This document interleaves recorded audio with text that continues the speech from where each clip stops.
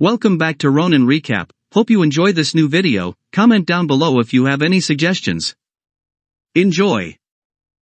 Just as Locke was suffering a heavy blow, the two of them, Hephaestus and Asclepius, arrived at the divine temple. Asclepius secretly gave Locke a thumb up with admiration.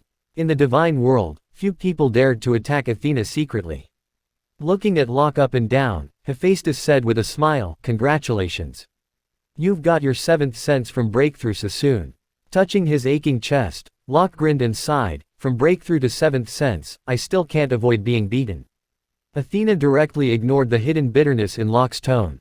She waved her hand, and the broken stones on the wall on the ground flew automatically and quickly returned to their original position. A few seconds later, the wall of the divine temple was restored to its original state. Locke and the other two were used to this magical method. After all, this was the divine temple of the gods, so it was naturally miraculous. On the other side, when hearing Locke's complaining tone, Hephaestus and Asclepius laughed. "I have another good news to tell you." After that, Hephaestus continued, "The forging of sword in the stone has reached the last step." Locke was shocked and thrilled to hear that. Shaking his head, Hephaestus said, "But now we still need the most important thing, a carrier of power, original crystal. Only with this kind of crystal can sword in the stone store divine energy and burst out more powerful power. Weapons made of black iron, such as the big sword of Cotter, could withstand fighting spirit which came from practitioners and could not store fighting spirit by itself." "What is the original crystal?" Locke was confused. He had heard of magic stones and magic crystals, but he had never heard of any original crystals. The two men, Athena and Asclepius, also looked at Hephaestus curiously.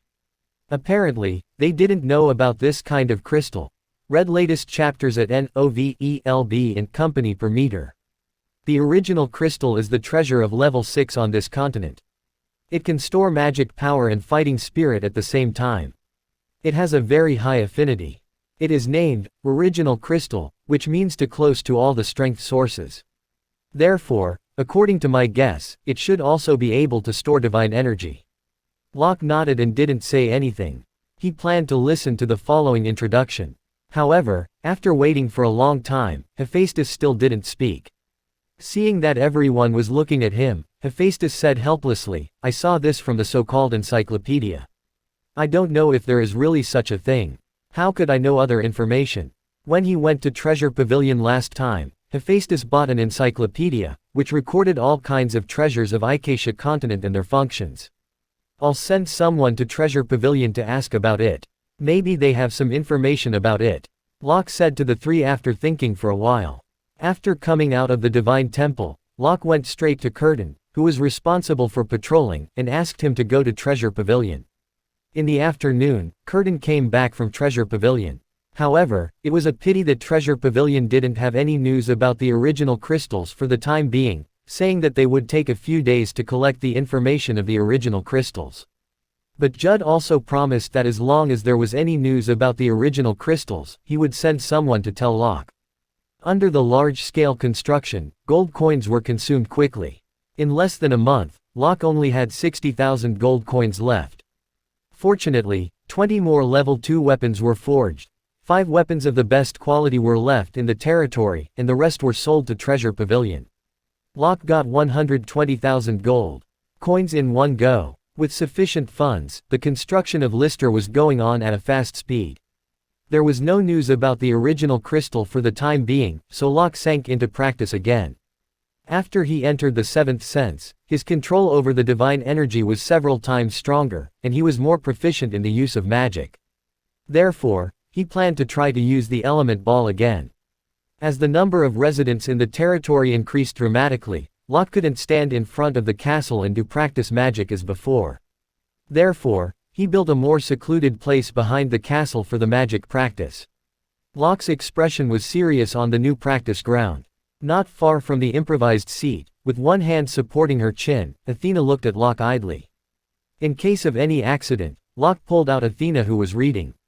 All of a sudden, in an instant, 2 element balls appeared in Locke's hands. "Let's begin." After murmuring, Locke's face became more serious. Then he controlled the 2 element balls to get closer. Sizz tilde. Feeling the energy of the collision, the 2 element balls made sizzling sounds and began to vibrate. Noticing that the element balls were about to lose control, the small universe in Locke's body began to revolve. The powerful force tightly wrapped the restless fire element and the water element. Soon, the two element balls were suppressed by him. Finally, the two element balls, a blue one and a red one, were about to touch each other. At this moment, Locke was in high spirits. The reason why he failed several times before was that he couldn't control the riot of the two element balls when they came into contact. The next moment, Locke's eyes reflected red and blue light. The two small balls trembled slightly, but they were still stable and did not explode directly like the previous two times. Seeing this, Locke breathed a sigh of relief secretly. He didn't relax and continued to control the merging of the small balls. This was just the beginning. With the merging of the two kinds of energy, the riot of the element balls would be more obvious. In the element ball that had been integrated partly, the two elements continued to tear and collide.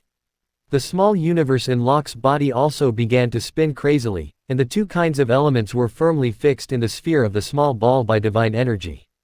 Half a minute later, Locke's forehead began to sweat, and the two element balls in his hands had been integrated totally. All of a sudden, the element ball in red and blue vibrated slightly, and fire elements and water elements were moving around.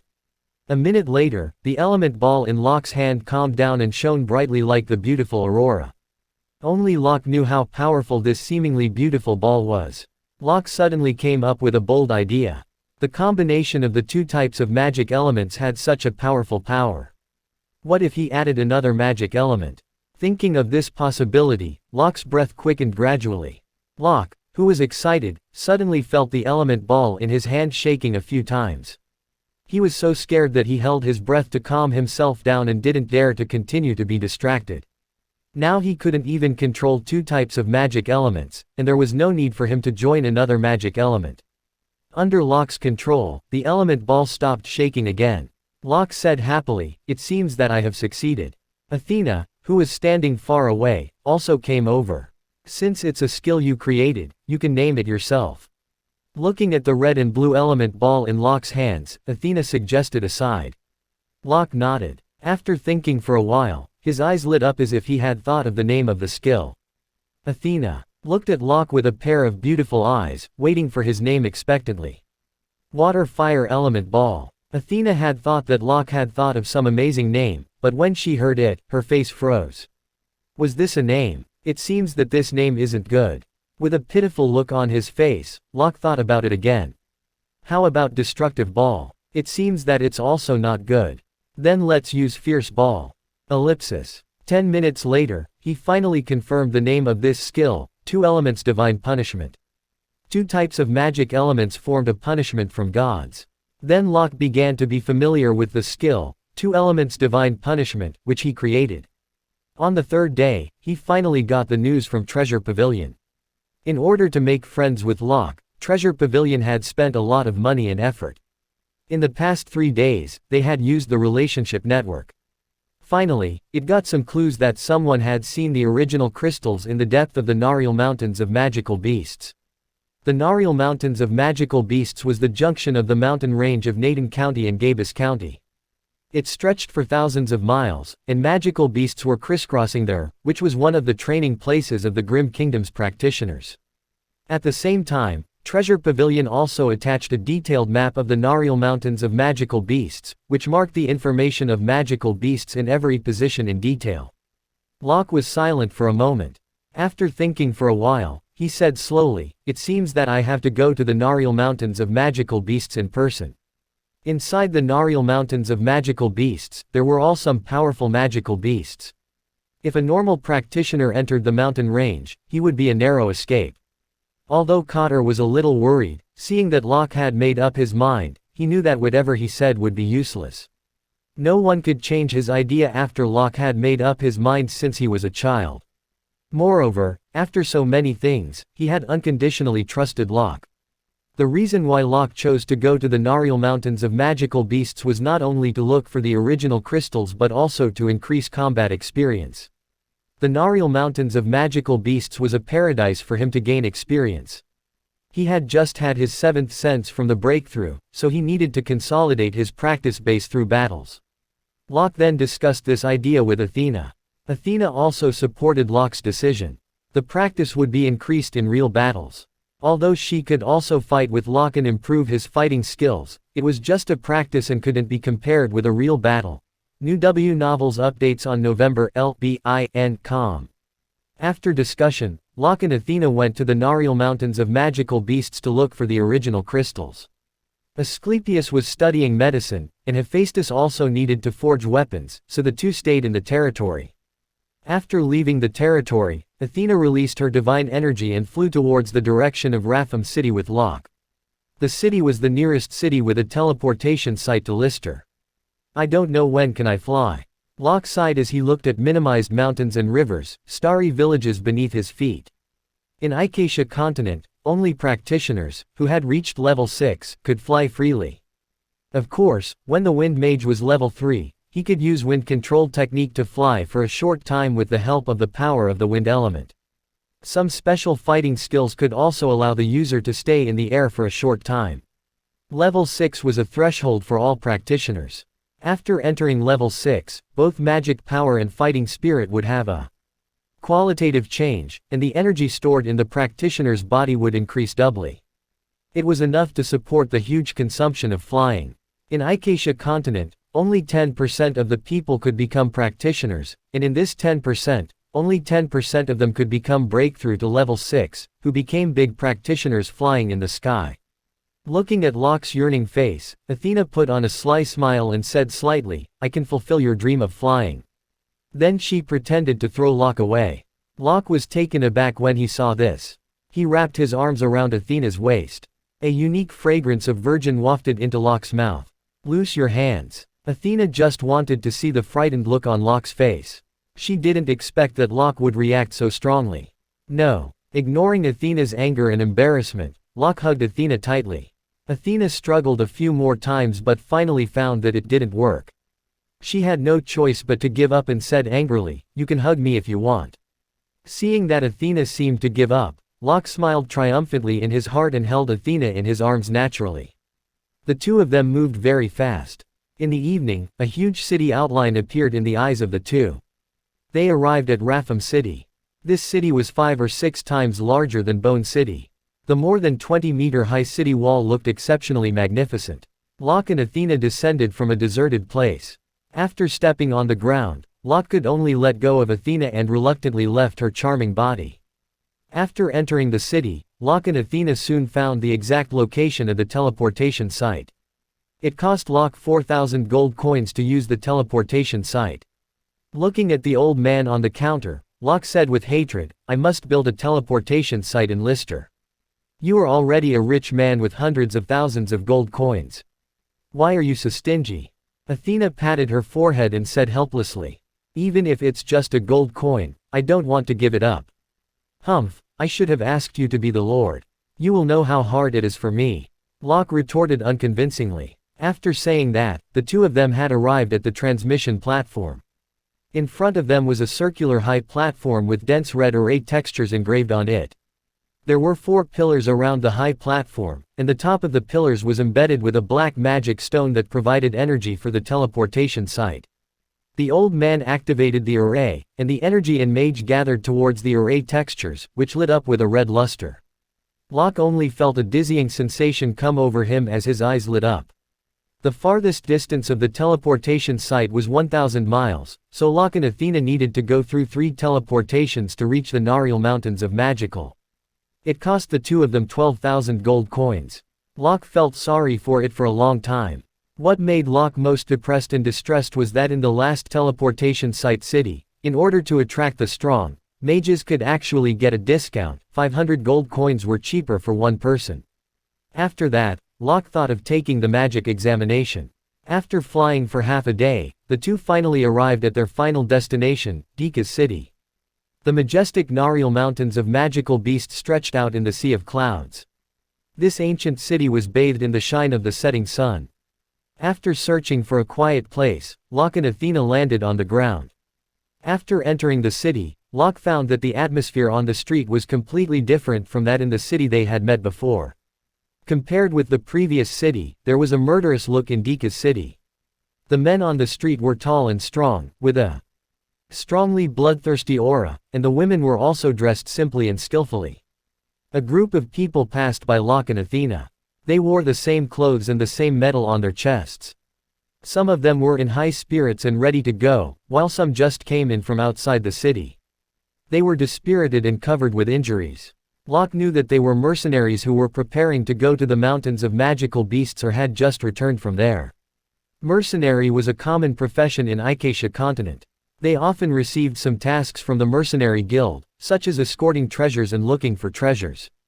They would also go to the Narial mountains of magical beasts to hunt down the magical beast in exchange for money. The mercenary guild was established by the top mercenary regiments of Acacia continent. In the mercenary guild, the mercenary members could be graded as mercenary and mercenary regiments. They could also receive mercenary tasks in exchange for rewards. However, Locke was most interested in another super guild, the Mage Guild. Just like the Mercenary Guild, Mage Guild was an organization spread all over the Acacia continent, established by the leader of the Mages Tower on the continent. The Mages Tower had been established for thousands of years, and the members of the Board of Elders were all powerful mages. In addition, there were also the Warrior Guild and the Swordsman Guild. Each guild was one of the top forces on the continent with branches all over the kingdoms. Of course, among these guilds, the Mage Guild was on the top steadily and the strongest. Therefore, the Mage Guild was also an extraordinary existence in the forces of various kingdoms. Whether it was the Mage Guild or any other guild, they all had their own grading standards. After passing the corresponding assessment, the guild would issue the badge representing the rank. After entering Dika's city, Locke and Athena found a hotel named Mocha to live in. After booking rooms, Locke immediately decided to go to the Mage Guild to take part in the mage examination. After all, with the identity of the mage, it would be more convenient for him to act and save a lot of trouble. Most importantly, the identity of the mage could save money. In the lobby of the hotel, seeing the noble and radiant Athena, the men's eyes were burning, full of desire to gaze at her body up and down.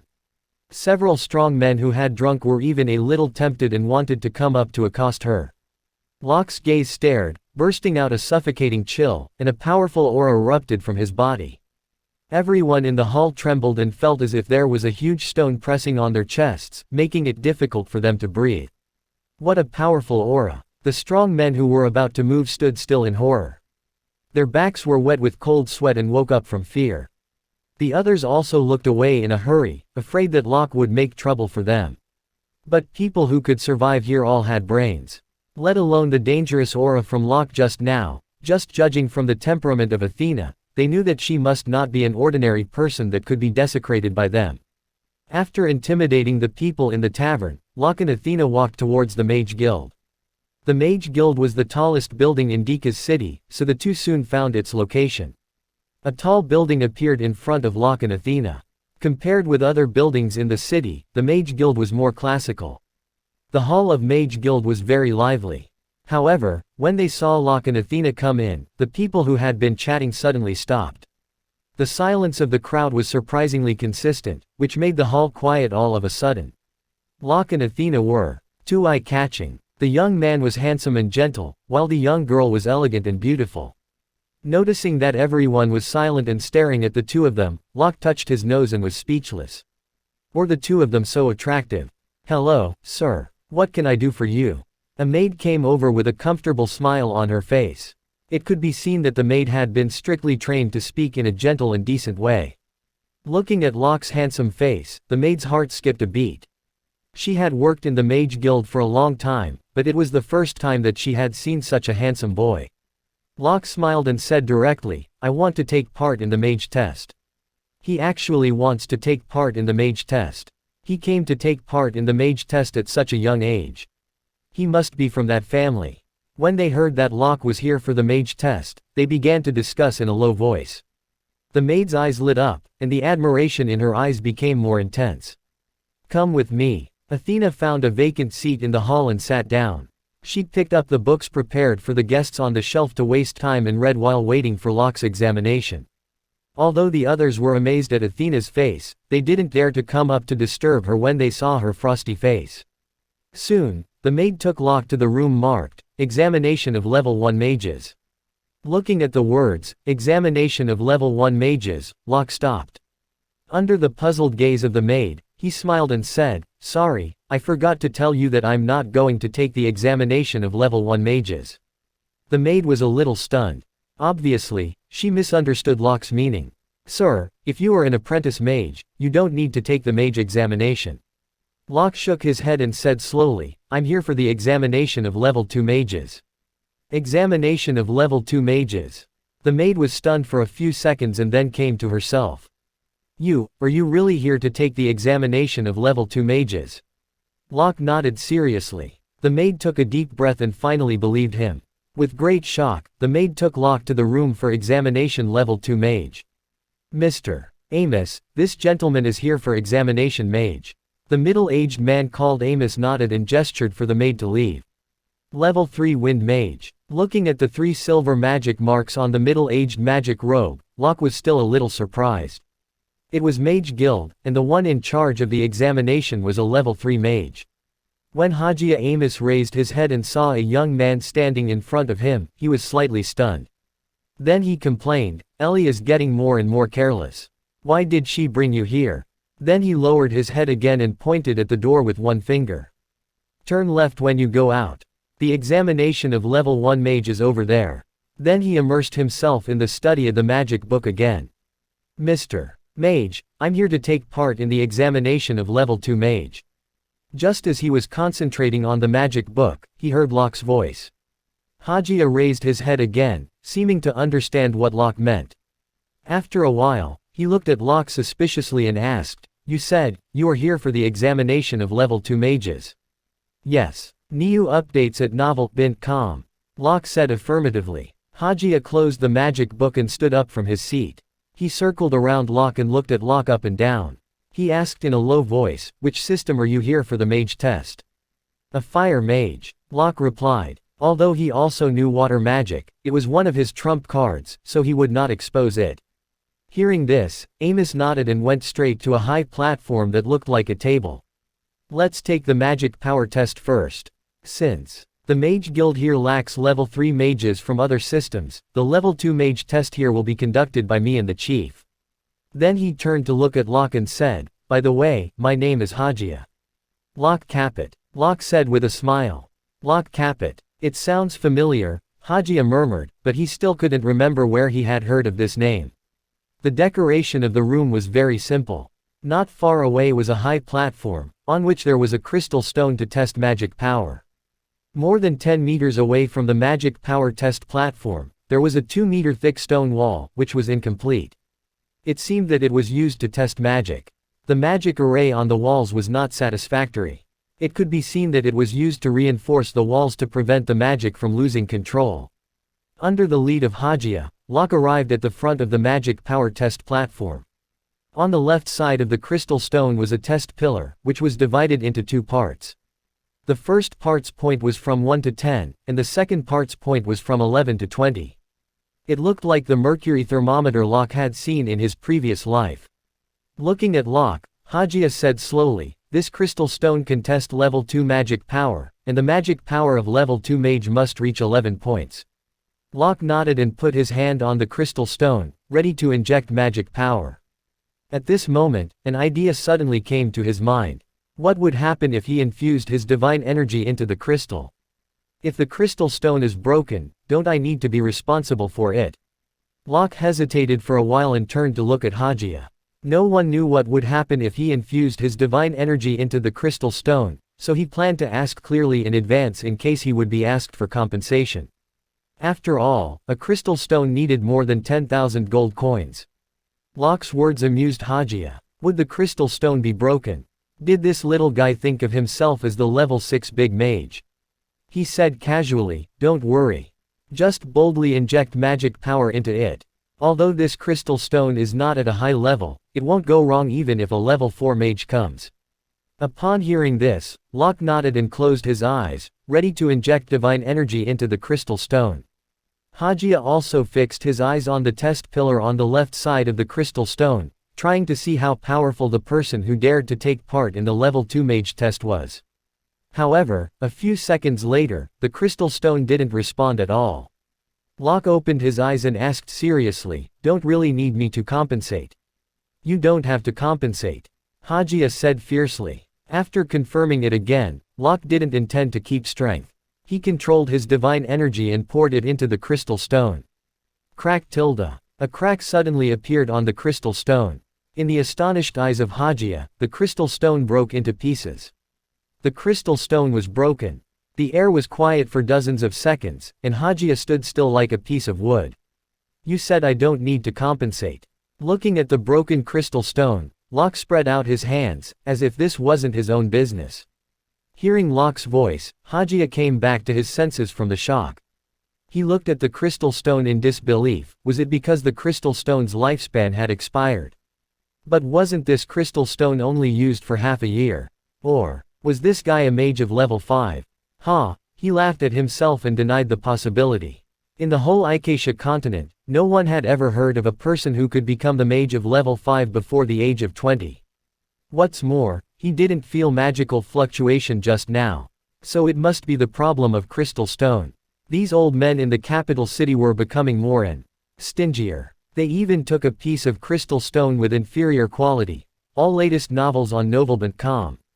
Hajia slightly blushed at the thought that he had just confidently let Locke inject magic power into it. Ahem, I guess this crystal stone's lifespan has expired. With a dry cough, Hajia said to Locke, "Wait a minute. I'm going to change a crystal stone." Then he rushed out of the room. Half a minute later, Hajia came back with a crystal stone in his arms.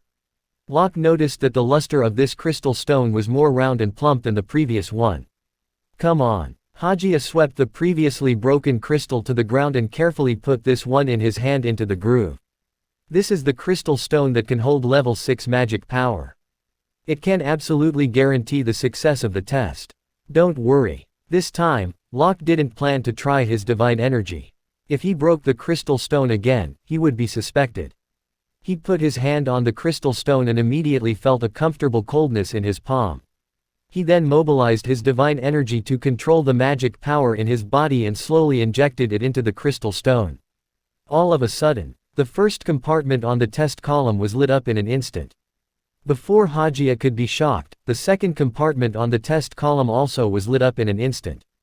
Well, looking at the bright test column, Hajia was stunned. The value of the test column reached its peak at once, which meant that the young man in front of him had surpassed the level of level 2 magic power. Genius, this was a super genius.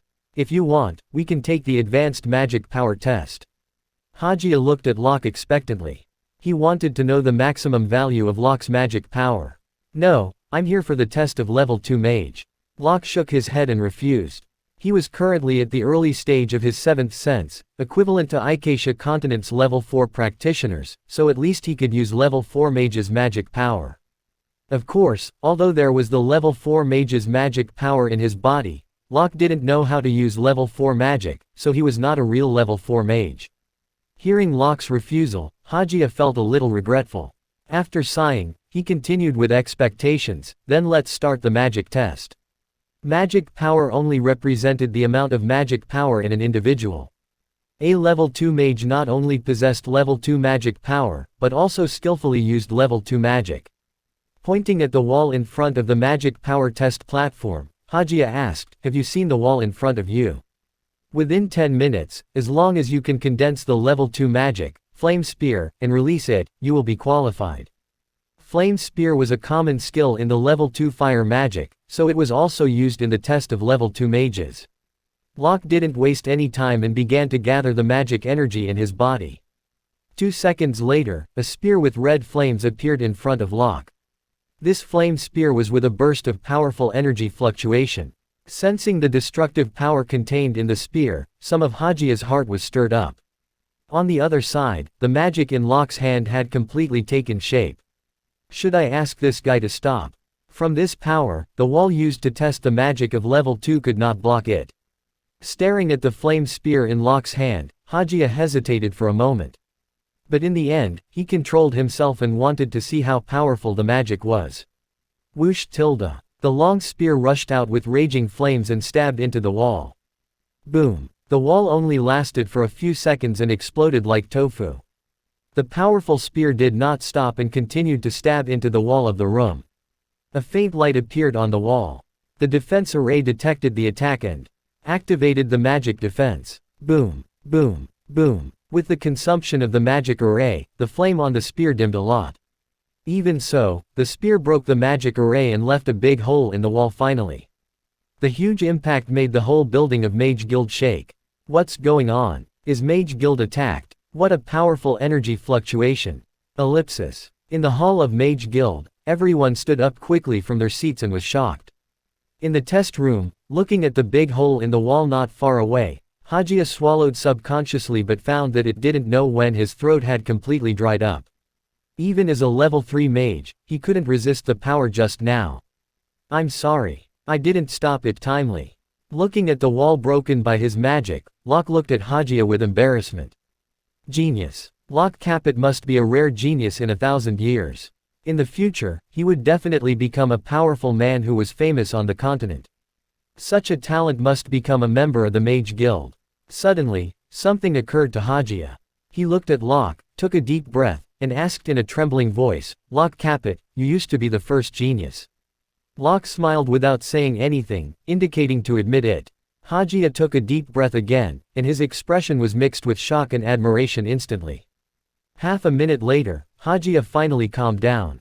Looking at Locke, his eyes lit up as if he was looking at a golden mountain. Taking a deep breath, Hajia suppressed his excitement and said to Locke, Mr. Capet, I sincerely invite you to join Mage Guild. Locke hesitated when he heard the invitation from Hajia. Where had so many magic books on this continent? It must be Mage Guild. However, to join a force meant to be restricted by it while enjoying the benefits it brought.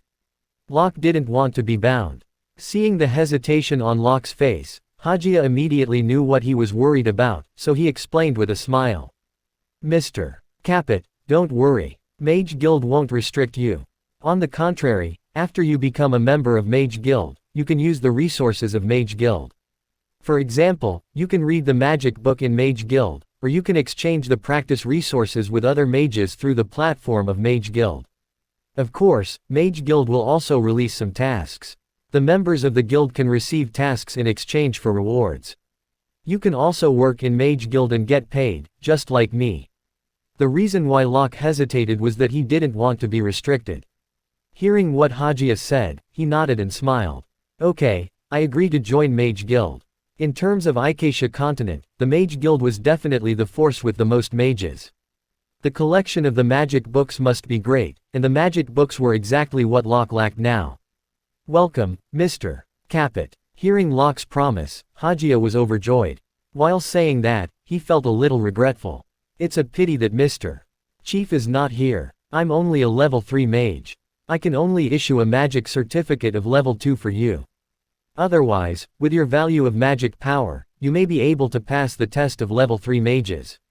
Locke smiled. It was not a pity. Although his magic power was breakthrough to level 4, he couldn't use the level 3 and level 4 magic.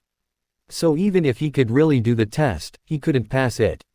At this time, the maid, Ellie, ran over from the hall in a hurry to check the situation here. Don't panic. The fluctuation was caused by our magic experiment, Hajia said when he saw the panic-stricken Ellie. After saying that, he continued to order, besides, bring a magic robe of the level 2 fire mage here. Hearing the order of Hajia, Ellie immediately knew what had happened. Locke really passed the test of level 2 mages. Soon, Ellie brought the magic robe here. The overall color of the magic robe was black, with complex array patterns on it. Wearing the magic robe, Locke looked noble and more handsome. Hajia wanted Locke to stay a little longer, but Locke refused because Athena was waiting for him outside. But he also said that when he finished his work, he would go back to Dika's city. At that time, the two of them would discuss the problem of magic. Moreover, Locke also wanted to read the magic book of the Mage Guild and learn more magic. In the hall. Oh, he actually passed the test of level 1 mages. One of them was surprised to see Locke in a magic robe, but when he saw the 2 red bars on Locke's chest, the tea that had reached his throat sprayed out directly. Creator. Am I blind? This is the symbol of a level 2 mage. It's really a level 2 mage. This young man actually passed the test of level 2 fire mage. Everyone's eyes widened and said in disbelief. Athena stood up. She was not surprised that Locke could pass the test of level 2 mages. Nice to meet you, sir. I'm the captain of Brave Mercenary Team, Sam. A slightly chubby, bearded middle-aged man stopped Locke. Mr. Mage, our team is short of a strong mage like you. I sincerely invite you to join my mercenary team. It could be seen from the badge on the fat middle-aged magic robe that he was a level 2 earth mage. I'm sorry. I have no intention of joining the mercenary regiment. Shaking his head, Locke refused. Sam looked pitiful. Seeing that Locke was determined, he didn't say anything more. The others who still wanted to win Locke over stopped when they heard Locke's words. They could tell that Locke really didn't want to join any teams. When the two of them came out of Mage Guild, the evening glow had disappeared and the sky was full of stars. The city was ablaze with lights, very lively. The streets were filled with the sound of hawking. Some were selling medicine, some were selling beast-repelling powder, and some were selling weapons. Compared with the day, the street was less bleak and warmer. Locke and Athena didn't go back in a hurry and decided to stroll around. Walking on the street, Athena seemed a little active, like an inexperienced young girl. Whenever she saw anything strange, she would pick it up and have a look. Athena's beauty naturally attracted many people's attention, but when they saw the logo of a level 2 mage on Locke's chest, many people couldn't help but shrink their heads. Of course, in this city full of practitioners, a level 2 mage was not so deterrent, but everyone was not stupid. If one could become a level 2 mage at this age, could he not have the support of big forces behind him? The street was brightly lit and lively. Locke didn't expect that there would be such a place in the dangerous Nariel Mountains of magical beasts. Sighing, Locke took Athena's hand directly. He could clearly feel that Athena's whole body seemed to be stiff. However, to his surprise, Athena didn't seem to refuse. The two strolled on the street hand in hand. A handsome man with a pretty lady envied others. Just as the two of them were about to go back, they suddenly noticed a special stall with all kinds of exquisite masks on it. The stall owner was actually a little girl about 12 or 13 years old. The little girl was wearing a little worn girl's clothes. Although the clothes were old, they had been washed white and not dirty. The girl's big eyes were also full of spirits. Athena grabbed a white fox-shaped mask curiously. Seeing that Athena was going to buy something, the little girl was very happy and said, "Sister, you are so beautiful. Do you want to buy a mask?" New chapters will be fully updated at novel.com. Athena touched the little girl's head and said with affection, "Of course, we'll buy two." Then she turned to look at Locke. Obviously, she let Locke give money. Locke nodded helplessly. He also liked this little girl very much. He put his hand in his pocket and took out 2 silver coins from the system space. Seeing the 2 silver coins, the little girl waved her hand and said, "Brother, you gave me too much. 20 copper coins are enough. We like these 2 masks very much. They are worth the money," Locke said with a smile and handed the money to the little girl. If it was somewhere else, Locke might give the little girl 2 gold coins directly. However, a weak girl with 2 gold coins was bound to be coveted by others. Hearing Locke's words, the little girl struggled for a while and finally took the silver coins. She said gratefully, "Brother and sister, you are really good people." Locke replied with a smile, "You deserve it. Let me put it on for you." Locke took the mask from Athena's hand and put it on Athena's face carefully. The mask covered half of her face, which made her look more mysterious and beautiful. After putting on the mask, Athena waved at the little girl and said with a mysterious smile, "Little girl, see you if we are destined." After greeting the little girl, the two of them left. It was late. After Locke and Athena left, the little girl began to clean up the stall. She didn't notice that 2 people were staring at her under the eaves in the distance. Of course, the 2 were Locke and Athena. From Athena's words, Locke knew that the little girl had a special constitution. She must be a super genius. However, the girl's foundation seemed to have been damaged. If it couldn't be repaired, she could at most live to 18 years old, let alone practice. So he and Athena didn't leave at once. They wanted to know who the little girl was. New updates at novel.com. At the stall, the little girl had put all the masks into her backpack. After packing up, the little girl carried a huge backpack and walked towards the north of the city. During this period, she bought a few pieces of bread in the bakery and finally bought a roast chicken. Following the little girl, the two of them came to a dilapidated house. Most of the walls of the house had collapsed, and the house was on the verge of collapse. It could barely cover the wind and rain. "Dad, I'm back," the little girl shouted as she put down the bag on her back. Soon, the room was lit up with candles. Through the broken window, a middle-aged man with stubble was lying on the bed, staring blankly at the broken ceiling. Beside his head was a bottle of wine that had been empty, and he was like a corpse without any vitality. After entering the room, the little girl took out the chicken and bread from her bag and put them beside the middle-aged man. "Dad, I met a nice brother and nice sister today. They gave me 2 silver coins, so we can have delicious food today." However, the middle-aged man did not respond at all. Quite a while later, his eyes moved. "You eat. Dad is not hungry." "Dad won't eat, neither will I." The little girl snorted. The man was silent for a while before he sat up and took 2 bites symbolically. The little girl may be really tired, falling on the small bed aside, and soon fell asleep. Looking at the little girl sleeping soundly on the bed, the face of the middle-aged man was full of tenderness. At this time, the middle-aged man's eyes narrowed, as if he had found something. Gently standing up, he walked out and closed the door gently. The moment the door was closed, the kindness on the middle-aged man's face instantly disappeared, replaced by infinite coldness. "Who are you?" Staring at Locke and Athena, who were holding masks in their hands, the middle-aged man's eyes flashed with rage and his body burst out a strong momentum. This aura had reached the level of a level 6 practitioner. How did others expect that there was a powerful level 6 practitioner in this dilapidated place? "You'd better not use fighting spirit, or you will die faster." Although Locke was surprised, he didn't show it on his face. He could feel that the middle-aged man's body was seriously injured. Seeing that Locke was able to figure out his physical condition in an instant, the middle-aged man's face changed. The fighting spirit in his body did not stop, and even a little bit cold. He asked word by word, "Who the hell are you?" At the same time, he retreated slightly. As long as the situation was not right, he would run away with the little girl in his arms. Under the strong momentum of the middle-aged man, the wind roared and blew up clouds of dust. "Be quiet." Frowning, Athena waved her sleeve and a force flew towards the middle-aged man.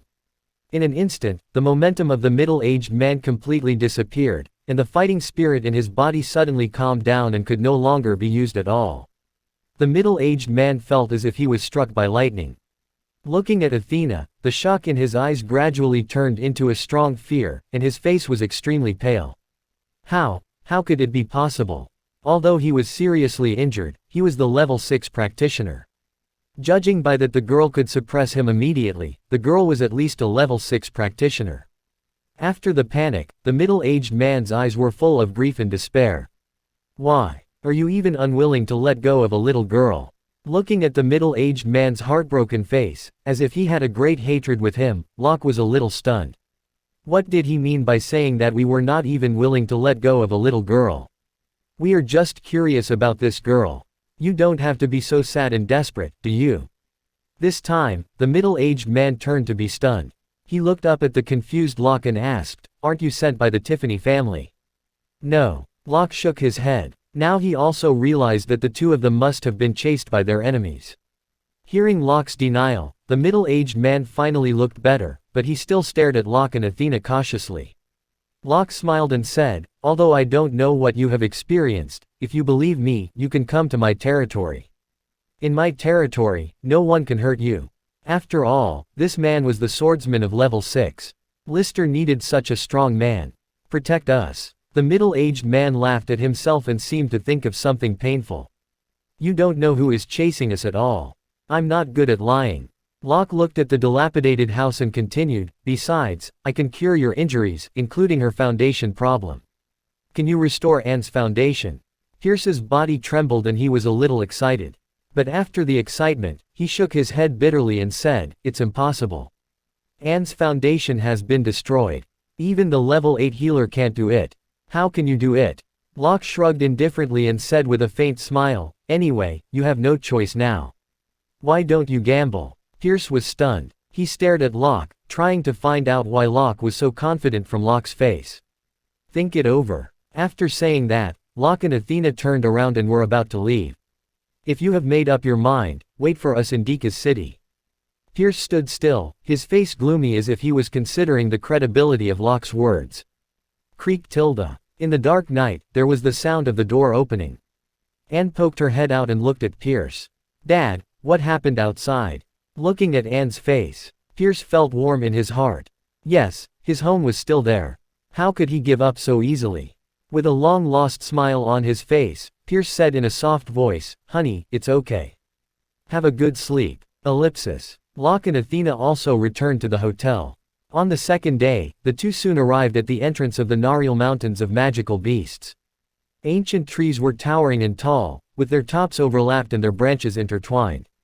The boundless forest was like a dark green ocean that could devour everything. Just 2 steps away, Locke heard someone calling his name. He and Athena turned around and saw a fat middle-aged man waving at the two of them. It was Sam who invited Locke yesterday. Young man, although you are now a level 2 mage, the Nariel Mountains of Magical Beasts is in danger. Even in the middle circle, there are many with level 3 or 4 magical beasts. So you'd better stay outer circle and remember to enter the middle circle. Noticing that Locke and Athena wanted to enter the Nariel Mountains of Magical Beasts, Sam reminded them. Thank you for your warning. For Sam's kindness, Locke bowed to him and said with a smile, "Don't worry. We know what we should do." Seeing that Locke didn't care about it at all, Sam sighed in his heart. It seemed that the two of them were from some big force, arrogant and conceited. After defeating several beast-free magical beasts raised by his family, he thought he was invincible and had no idea of the terrible power of magical beasts in the Nariel Mountains of Magical Beasts. Without saying anything more, Sam went back to look for his team members. He didn't want to see young Locke and Athena die in the Nariel Mountains of Magical Beasts. Captain, they don't appreciate it at all. Seeing that Locke and Athena didn't take their captain's words seriously, a young man snorted coldly. Does he think he is invincible as long as he is a level 2 mage? In my opinion, these two people are most likely from some family to train themselves. They are arrogant. In outside, just give others a reminder if we can. Sam shook his head and said to the 7 people behind him, our target is to capture the level 2 magical beast Fire Beast. According to the information provided by the Mercenary Guild, the Fire Beast is at the junction of the middle circle and the outer circle, so we still need to be careful and not to provoke the magical beast in the middle circle. The 7 people behind him nodded. In their team, as long as the captain, Sam, was a level 2 practitioner and the others were practitioners of level 1, they would be in danger if they encountered magical beasts above level 2. In the mountains, Locke pulled his long sword out of a large snake that was more than 10 meters long. The large snake's body hit the ground heavily. Although it had lost its vitality, its body was still twisting. The level 2 magical beast is not challenging at all, Locke said in disgust. As he spoke, he had already put the large snake's body into the system space. Level 2 magical beasts, beast hides, beast meat, and beast bones could be sold for money. They had been in the mountain range of magical beasts for 2 days. In these 2 days, the strongest they had met were only level 2 magical beasts. However, Locke could clearly feel that as they went deeper, the strength of magical beasts was indeed getting stronger and stronger. According to the map given by Treasure Pavilion, they were already at the junction of the outer circle and the central circle. In the distance, more than 20 meters away from the ground, Athena was sitting on a branch as thick as a thigh, leaning against the trunk of an ancient tree. She looked as bored as she could. Seeing that the battle downstairs finally came to an end, she shouted at Locke, I'm hungry. Okay, I'll find some food for barbecue right away. Locke waved his hand and replied helplessly. Athena was a god. How could she feel hungry? She just wanted to eat roasted meat. After saying that, Locke closed his eyes and released divine sense. Everything within the radius of 200 meters was clearly presented in his mind. Suddenly, he was slightly stunned and couldn't help laughing. Under the search of divine sense, he found a giant forest boar of level 2. This giant forest boar was about 100 meters away from him, crawling in the grass. Its red eyes were full of greed, and the 2 tusks of more than 50 centimeters long emitted a sharp luster like an edge. It seemed to be waiting for an opportunity to attack Locke.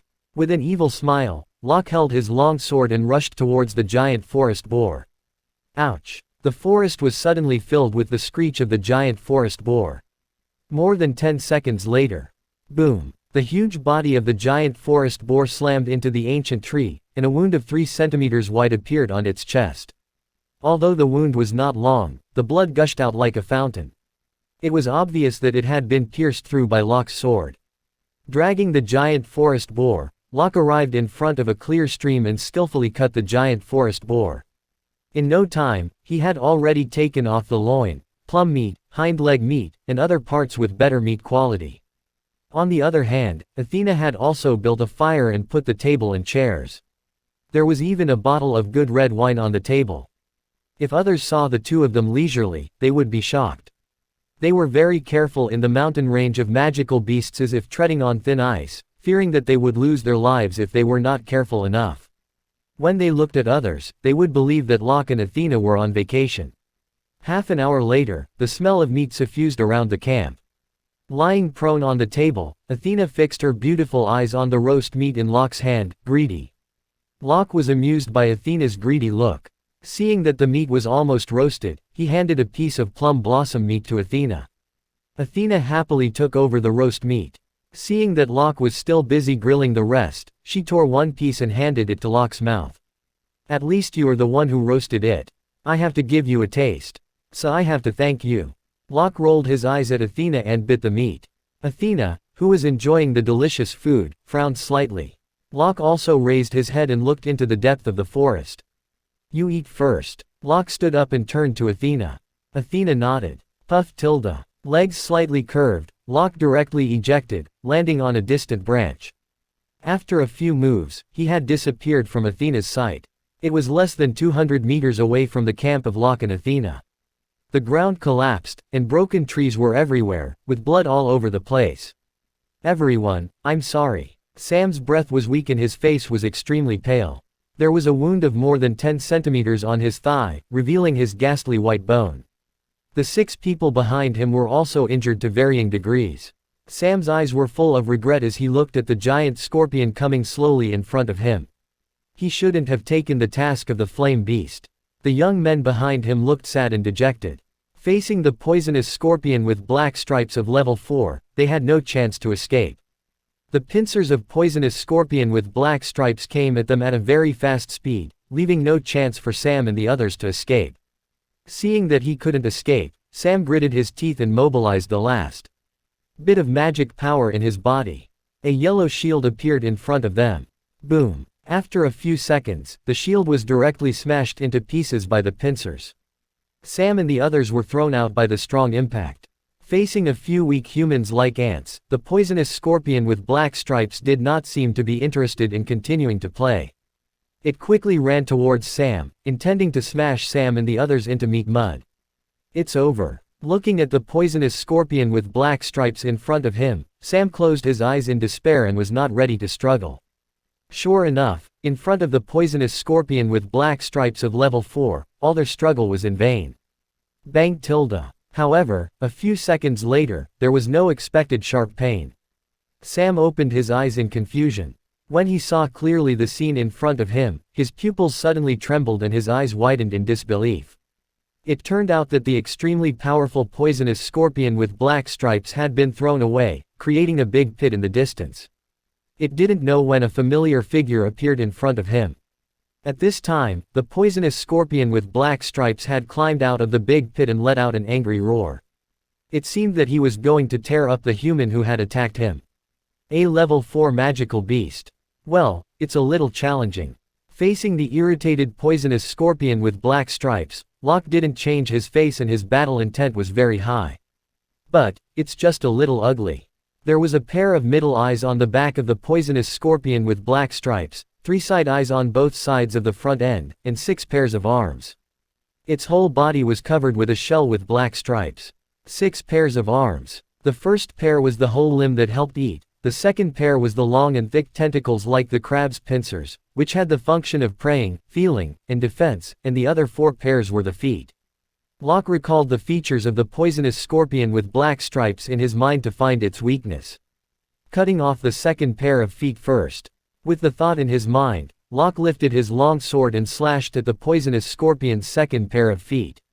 Although the poisonous scorpion with black stripes was huge, it was surprisingly agile. With a pincer, it shook off the long sword in Locke's hand. The other big pincer came at Locke's body. At the same time, its tail stabbed at Locke from behind, which was full of poison. Facing the attacks, Locke didn't panic. He jumped up, resisted the pincers with his sword, and then turned around to avoid the poison sting. Was this the previous young man? Sam stared blankly at Locke, who was fighting with the poisonous scorpion with black stripes. He was in a trance. This was a level 4 magical beast. How could an 18 or 19 years old young man be on par with a level 4 magical beast? Was this real? Besides, wasn't this young man a fire mage of level 2? Why didn't he use magic? Instead, he rushed up with the sword like warriors and swordsmen. The team members behind Sam were also shocked, especially the young man was extremely surprised in his mind, who had complained about Locke's arrogance. At this time, he was also a little grateful. Fortunately, he only complained a few words and did not say anything excessive. If he offended Locke, he would be miserable. The battle between Locke and the poisonous scorpion with black stripes had reached a white-hot stage. Boom! Locke jumped back and avoided the pincers of the poisonous scorpion with black stripes. A huge hole was made on the ground where he had stood before. Before the poisonous scorpion's pincers were pulled out from the ground. Now was the time. Locke, who was retreating, instantly found the flaw of the poisonous scorpion. He kicked on the ancient tree behind him, and with the reaction force of the ancient tree, shot towards the poisonous scorpion like a cannonball. Puff tilde. After a flash of sword light, the second pair of feet on the left side of the poisonous scorpion was cut off by Locke. Ouch! The poisonous scorpion howled painfully. Its voice was deafening. It wished it could tear Locke into pieces. Sam and the others covered their ears with their hands and looked painful. They were almost knocked out by the powerful sound wave. Looking at the roaring poisonous scorpion, Locke frowned and raised his long sword. It's too noisy. It seems that I need to kill you as soon as possible. Clang tilde. Locke cut the poisonous scorpion's shell with his long sword. However, the sharp sword was directly shaken away by the hard shell of the poisonous scorpion. Seeing that he couldn't break the defense of the poisonous scorpion, Locke had to step back. Tisk, it was so defensive. Looking at the hard shell with only a sword mark left, Locke was also a little surprised.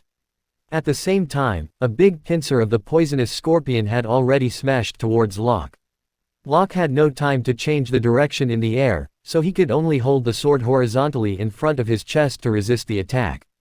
Bang tilde. Although there was a long sword in front of Locke's chest, he was still thrown out and smashed into the distance, raising a cloud of dust. Seeing that Locke was knocked away, Sam's and others' hearts rose to their throats. They clenched their fists subconsciously and felt nervous for Locke. This was a frontal attack from the level 4 magical beast. Even an ordinary level 4 practitioner would be injured. When the dust dispersed, they saw Locke. What shocked them was that Locke was completely unharmed except for the messy clothes. Seeing that Locke was safe and sound, everyone was relieved. At this moment, Locke was their only life-saving straw. When he came to his senses, Sam reminded him loudly, "Sir, the poisonous scorpion has a strong defense. Let's retreat first." After knowing Locke's strength, Sam called Locke, "Sir," instead of "little brother." They could see that although Locke was also very powerful, he couldn't defeat the poisonous scorpion of level 4 at once. If continuing to fight, they would be doomed if they attracted other powerful magical beasts. "Step back, or I'll hurt you." Locke shook his arms, stretched himself, and dusted himself. "Your shell is really thick. It seems that I have to be serious." As he spoke, the small universe in Locke's body began to rapidly revolve, and purple magic attached to the long sword. Seeing that Locke wanted to continue the fight, Sam sighed in his heart and had to retreat as Locke said. Bang tilde. After dodging the pincers and stings of the poisonous scorpion, Locke held his long sword and hacked at it. Crack. Under everyone's shocked gaze, a crack unexpectedly appeared on the hard defensive shell of the poisonous scorpion. The poisonous scorpion waved its pincers and sting, but Locke dodged it easily.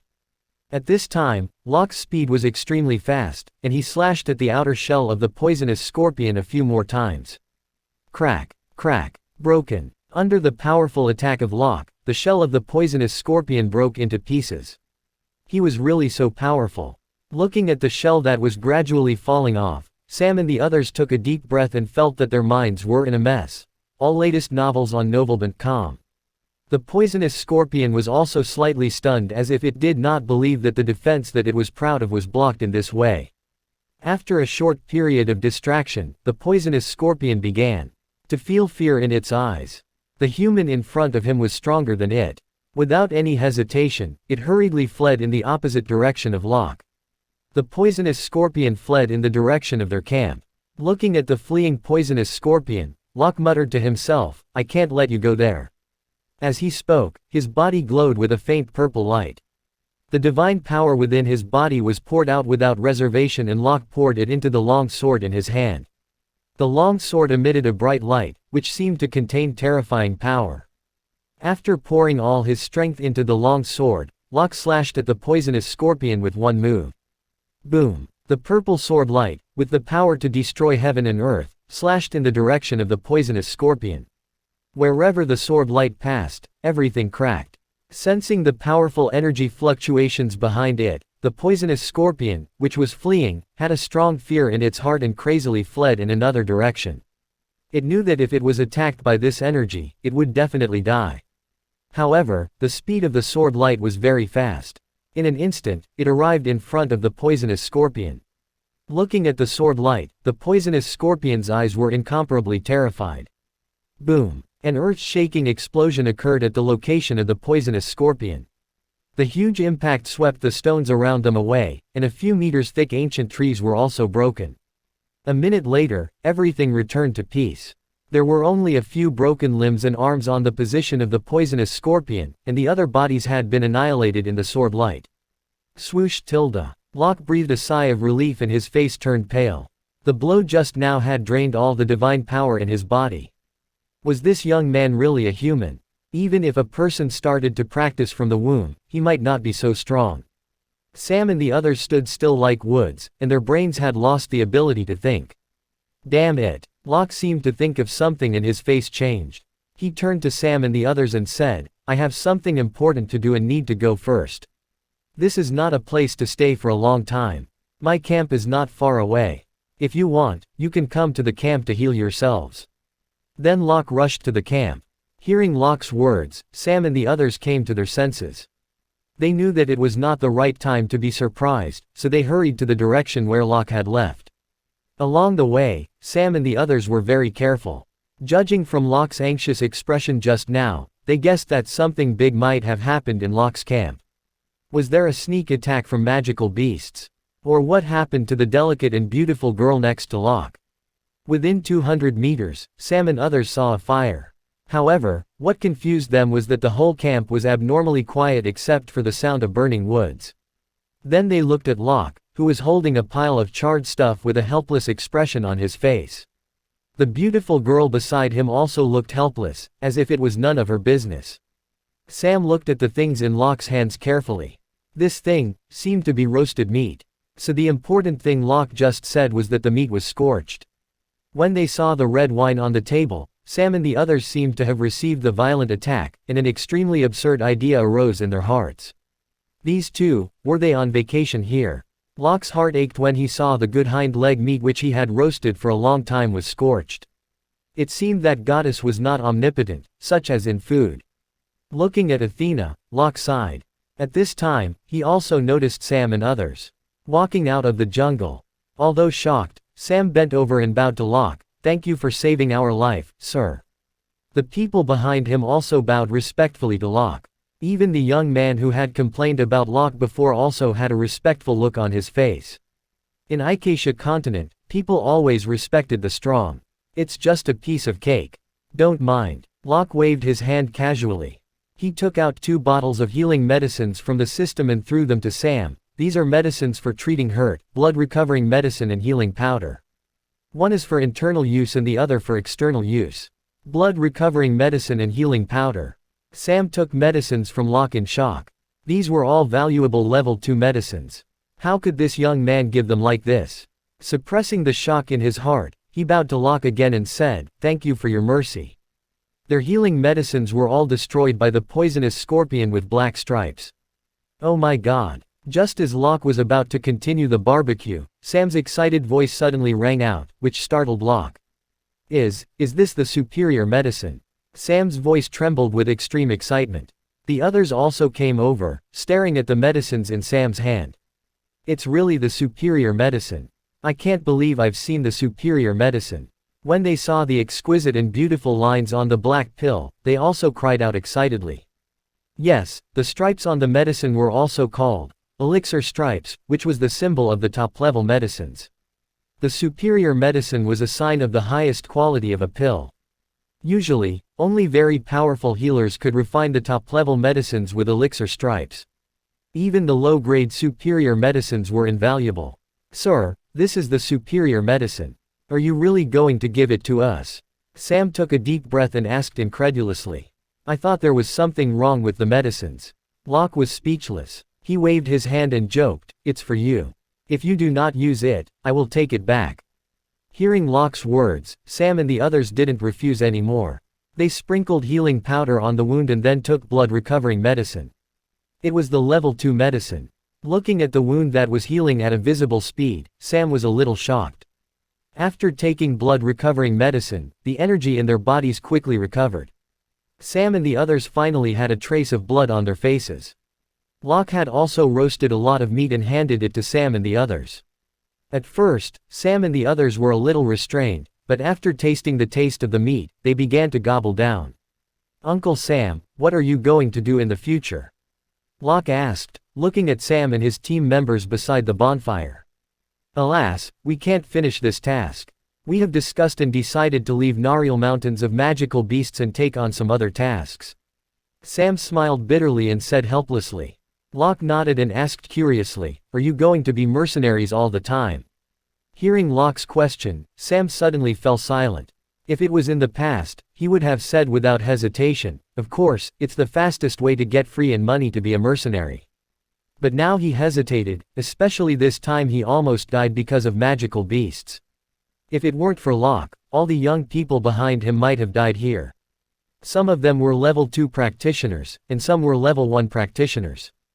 If they went to some small nobility's side, they could also find a way to live, but they didn't want to be restricted by the nobility. Moreover, as mercenaries, they were not only free but also able to obtain a high commission. Seeing that Sam didn't say anything, Locke smiled and said, in fact, I'm the lord of a territory. If you want, you can come to my territory. Don't worry, I will definitely give you a satisfactory reward. Sam was now a level 2 mage. Among the several people behind him, the older man was a level 2 warrior, and the other young people were also level 1 practitioners. These people were much more talented than Curtin, Sam, and others. If they were well trained, they would definitely become strong. You are a lord. Sam was a little surprised. Yoel or favorite novels at n-oval.com. Locke nodded with a smile and said, my territory is developing, and I'm short of helpers. Sam fell silent again. However, from his expression, Locke knew that he was a little interested. After a long silence, Sam said to Locke, I can't make a decision for them. I need to discuss with them. Soon, Sam gathered his team members to discuss joining Locke. The expressions of the team members varied. Some were excited, some were worried, and some were silent. A few minutes later, Sam came to Locke and nodded, okay, we agree to work for you. After getting along for a while, they found that Locke was not as arrogant as other aristocrats. Moreover, Locke was not only able to provide the top-grade medicines of level 2 casually, but also a strong man who could defeat the magical beast of level 4. They should be lucky to be under Locke's command. The second morning came. The mist had not yet dissipated, and the forest in the distance looked exceptionally mysterious and daunting. My lord, there are many dangers in Nariel Mountains of magical beasts. Would you like to think about it again? Sam said with concern. They also knew that Locke and Athena were going to go deep into Nariel Mountains of magical beasts. Although Locke was able to deal with the level 4 poisonous scorpion with black stripes, there were still many level 4 magical beasts that were stronger than the poisonous scorpion in the center. And in the inner area of the Nariel Mountains of magical beasts, there were many powerful level 5 magical beasts. It was said that there were even level 6 magical beasts in the innermost part of the Nariel Mountains of magical beasts. Locke shook his head and said to Sam and others, "You can leave first." Seeing that Locke was very determined, Sam and the others stopped persuading him. They decided to leave the Nariel Mountains of Magical Beasts and wait for the two in Mocha Hotel in Dika's city. After saying goodbye to Sam and others, Locke and Athena continued to walk towards the inner area of the Nariel Mountains of Magical Beasts. Compared with the outer circle, the magical beasts in the central circle were much stronger, basically level 3 and level 4 magical beasts. Locke didn't fear these magical beasts. After all, they were money. After killing them, Locke threw them into the system zone. 3 days later, Locke and Athena arrived at the inner circle of the Nariel Mountains of Magical Beasts. In the evening, Locke had already dissected a level 4 short-horned magical bull, and Athena, as usual, made a fire and set up the table and chairs. Half an hour later, Locke put the baked steak on the plate in front of Athena. At the same time, a figure rushed out of the forest. Locke was slightly taken aback by the sudden appearance of this figure, but he didn't panic too much. With the presence of Athena, what kind of danger could it be? Soon, the figure had rushed in front of the fire. Only then did Locke see his face clearly. The figure should be more than 60 years old, looking very embarrassed. His hair and beard were in a mess, and he looked shabby. Locke sensed a faint magical aura from the old man, which was extremely powerful. Locke sensed danger from it. This aura was even stronger than that of the middle-aged slovenly man Locke had seen in Dika's city. This old man might be the strongest one he had met except Athena and other gods. The slightly scruffy old man was very casual and walked past Locke, grabbing a piece of steak and beginning to eat it directly. While chewing the beef, the old man gave a thumb up with his oily hand. He couldn't even speak clearly. "Brat, you're good at cooking." "Of course." Locke nodded confidently and put another piece of baked steak on Athena's plate. Then he looked at the old man with a faint smile and said, "Old man, my roast meat is very expensive." Hearing Locke said that steak was very expensive, the old man's body stiffened. He reluctantly handed the half-eaten roast meat to Locke and said, "You actually charge me for it. I won't eat it. I'll give it back to you." Looking at the old man's cheeky face, Locke couldn't help but twitch the corners of his mouth. Then he said, "You have eaten half of it and should pay the half. This is a level 4 magical beast, invaluable. But you look like don't have much money. I'll give you half off and charge you 5,000 gold coins." 5,000 gold coins. The old man jumped and refused directly. "Boy, why don't you rob directly? I just ate a few mouthfuls of meat, but you actually charge me 5,000 gold coins. I have to make you clear today. No money, just the life." With these words, the old man sat cross-legged on the ground with a roguish look and continued to bite steaks. To be honest, when he saw the two young people barbecuing in Nariel Mountains of Magical Beasts without fear, his inner surprise was beyond description.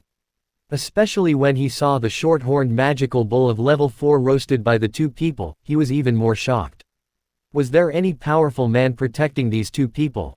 Did this powerful man kill the level 4 magical beast? But he had checked it carefully and found that there was no trace of anyone nearby. Out of strong curiosity, he chose to stay and have a look. This boy had a mysterious power, and he should be a practitioner. As for this beautiful girl, there was no energy fluctuation on her body. She was completely an ordinary person. He, Philemon, was a level 6 mage, and the two of them would never be his match. Ouch. At the same time, a high and angry roar passed through the thick forest and reached their ears. The voice was sonorous, powerful, and dignified, and at the same time, it contained endless anger. Locke didn't care about the old man who was roguish anymore. He released his divine sense to see what a magical beast was roaring. However, he seemed to have seen something and could not help but feel a little stunned. Is this a dragon? In the sky, the magical beast's entire body was red, and there was a circle of scarlet spikes around his head. His entire body was covered with hard scales, and a pair of flapping wings caused bursts of hurricanes. Wasn't this a super race at the top of the biological chain that had been said all the time in the Ikacia continent, the dragon race? There was a dragon in Nariel Mountains of Magical Beasts. The dragon race was one of the most powerful races in the world. The adult dragon was at least a level 6 magical beast, and the little dragon would also have the strength of a level 4 magical beast. Compared with the dragon race, human beings were incomparably weak. However, although the dragon race was powerful, there were not many of them. Otherwise, the dragon race would dominate the continent, not humans. 10,000 years ago, there was a fierce battle in Acacia continent. After the battle, the remaining dragons moved to a place called Dragon Island and rarely appeared in Acacia continent. Unexpectedly, there was a dragon here. Locke took a deep breath and looked excited in his eyes. In the distance, under the powerful pressure from the red dragon, the magical beasts all prostrated themselves on the ground, trembling. Damn human! How dare you steal the thing of the great dragon race, Beetle! I will tear you to pieces. The red dragon roared angrily and spoke the human language. It was the first time that Locke had seen a magical beast speak. He was very curious. In order to vent his anger, the red dragon roared and spat out fireballs one by one. All latest novels on novel.com. Boom, boom. A series of terrifying explosions rang out in the quiet inner circle of Nariel Mountains of magical beasts. Is this red dragon here for you? Locke turned to look at Philemon and asked. He found that since the red dragon appeared, the old man's expression had been a little unnatural. How is that possible? With his eyes wide open, Philemon retorted. But anyway, he looked a little guilty. Well, now I have changed my mind. Give me 10,000 gold coins. Otherwise, I will shout out. If I bring the red dragon here, you will be in danger. Locke said indifferently, crossing his arms. Hearing Locke's threatening words, Philemon was stunned at first. Then he angrily pointed at Locke and said, "You are robbing when I have a difficulty. Do you know how to respect the elderly?" Locke curled his lips and shrugged indifferently. Taking a look at the furious red dragon and Locke's stubborn look, he finally gave in. Philemon gritted his teeth and said, "Only 5,000 gold coins. No more. 11,000. Boy, why do you add more and more? 6,000 is my bottom line. 12,000. Locke said calmly. Boy, don't be so greedy. 7,000. It can't be more. Ellipsis. Seeing the two bargainings, Athena touched her forehead helplessly. Her gaze fell on the red dragon in the distance. Okay, we can't say anything more. 14,000. Philemon stopped Locke in a hurry, afraid that Locke would raise the price again. In the end, the two of them completed the transaction at the price of 14,000. At the same time, the red dragon seemed to find something and stared in the direction of Locke and others. The despicable human, I finally found you. I didn't expect you to have a partner. I'm going to tear you up. The red dragon spat out a fireball in the direction of Locke and the others directly and then flew over with roaring. Seeing that he was finally discovered, Philemon's face changed. After hesitating for a while, he sighed helplessly and gritted his teeth to say, "Boy, you go first. I'll block him." As soon as he finished his words, a powerful magical fluctuation burst out from his body. A huge magic shield made of flames appeared in midair and stopped the red dragon's fireball. Although it blocked the attack of the red dragon, Beetle, there was still a crack on the magic shield. Seeing that magic shield was about to break, the red dragon sneered and several more fireballs smashed at him. Beetle, I just took a broken stone from you. You don't have to be so angry. Seeing such a series of fireballs, Philemon broke out into curses. Although he was cursing, his movements were not slow. In an instant, several magic shields appeared in front of him. Boom! The sound of collision between fireballs and magic shields echoed in the forest. After fending off Beetle's attack, Philemon was ready to run away. However, he saw two familiar figures behind him. Why haven't you left yet? Looking at Locke and Athena, Philemon was stunned. He had put all his attention on dealing with the red dragon, Beetle, and didn't pay attention to the situation of Locke and Athena. Now he was stunned to see that the two were still there. What made him most speechless was that the two of them did not leave, but they were drinking leisurely and watching the battle between him and Beetle as if they were watching a play. He fought hard alone to buy time for the two of them. As for others, they drank red wine leisurely and chatted comfortably. At this moment, Philemon had the urge to beat someone up. On the other side, Beetle had already rushed towards them. This is a level 6 magical beast. Looking at the whistling Beetle, Locke smacked his lips. He turned to Athena and said, "How about, I go and have a try?" Philemon just felt a buzz in his head. What did he just hear? This guy actually wanted to go and have a try. This was a level 6 magical beast, and it was the dragon race, one of the most powerful races on this continent. Looking up at Betel, who was getting closer and closer, Athena smiled and said, "I don't care. Anyway, it's not me who gets beaten." "Then try it." Locke nodded and pulled out his long sword. The battle intention was high in his eyes. Crazy. These two must be crazy. Seeing that Locke really wanted to challenge the red dragon, this was the only thought left in Philemon's mind. Holding the long sword in his hand, Locke's small universe spun crazily in his body, and the divine power poured out without reservation.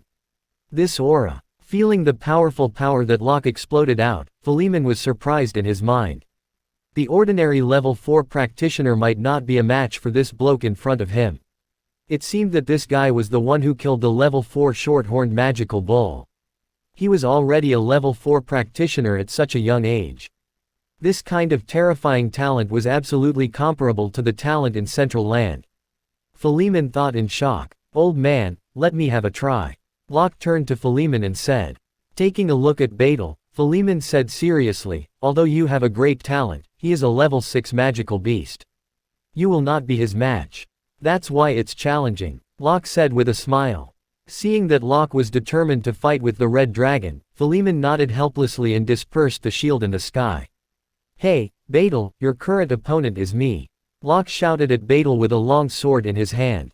Betel was slightly stunned. He looked at Locke and became furious. "You little human, how dare you take the initiative to provoke me? I'm going to tear you apart." With a roar, Betel dived down, spat out a fireball from his mouth, and smashed it at Locke. Locke didn't choose to defend himself. With the help of the impact of the ground, he jumped up and directly stabbed at Betel. Locke spun, dodged the red dragon's fireball, and stabbed at Betel. Clang tilde. But his long sword was directly gripped by Betel's claws, unable to move at all. At the same time, Betel's another claw slapped over. Locke couldn't avoid it, and he was slapped down from the sky by Betel. Bang tilde. Locke fell from the sky like a meteor and made a big hole in the distance. Ahem. He struggled to get up from the hole. He was slapped by Betel directly and felt blood rolling in his body and internal organs aching. This guy's physical strength was also unusual. Seeing that Locke was still alive after resisting the attack of the red dragon, Philemon was a little surprised. While Philemon was sighing, his body suddenly trembled, as if he had seen something horrible. He opened his eyes wide and cried out, "He is a fire mage." The magic of level 2 in front of Locke had been condensed. Whoosh tilde. The blade made of 2 flames slashed at Betel. After releasing the magic, Locke held his long sword and rushed towards the red dragon again. Betel didn't expect that Locke could use magic. Although he was surprised, he was a level 6 magical beast after all. There was a huge gap between the two. The blade of the flames was directly smashed into pieces by his claws. At this moment, Locke had rushed to Betel's front and stabbed him in the chest with a long sword wrapped in a layer of purple luster. Clang tilde. The long sword stabbed into the scales, creating sparks, and could no longer move forward. Bang tilde. In the blink of an eye, Locke was slapped away by Betel again. This time, Betel didn't stop but chased after Locke again. Seeing Betel arrive in front of Locke in an instant, Philemon was very shocked. They were so far away that even he had no time to rescue Locke.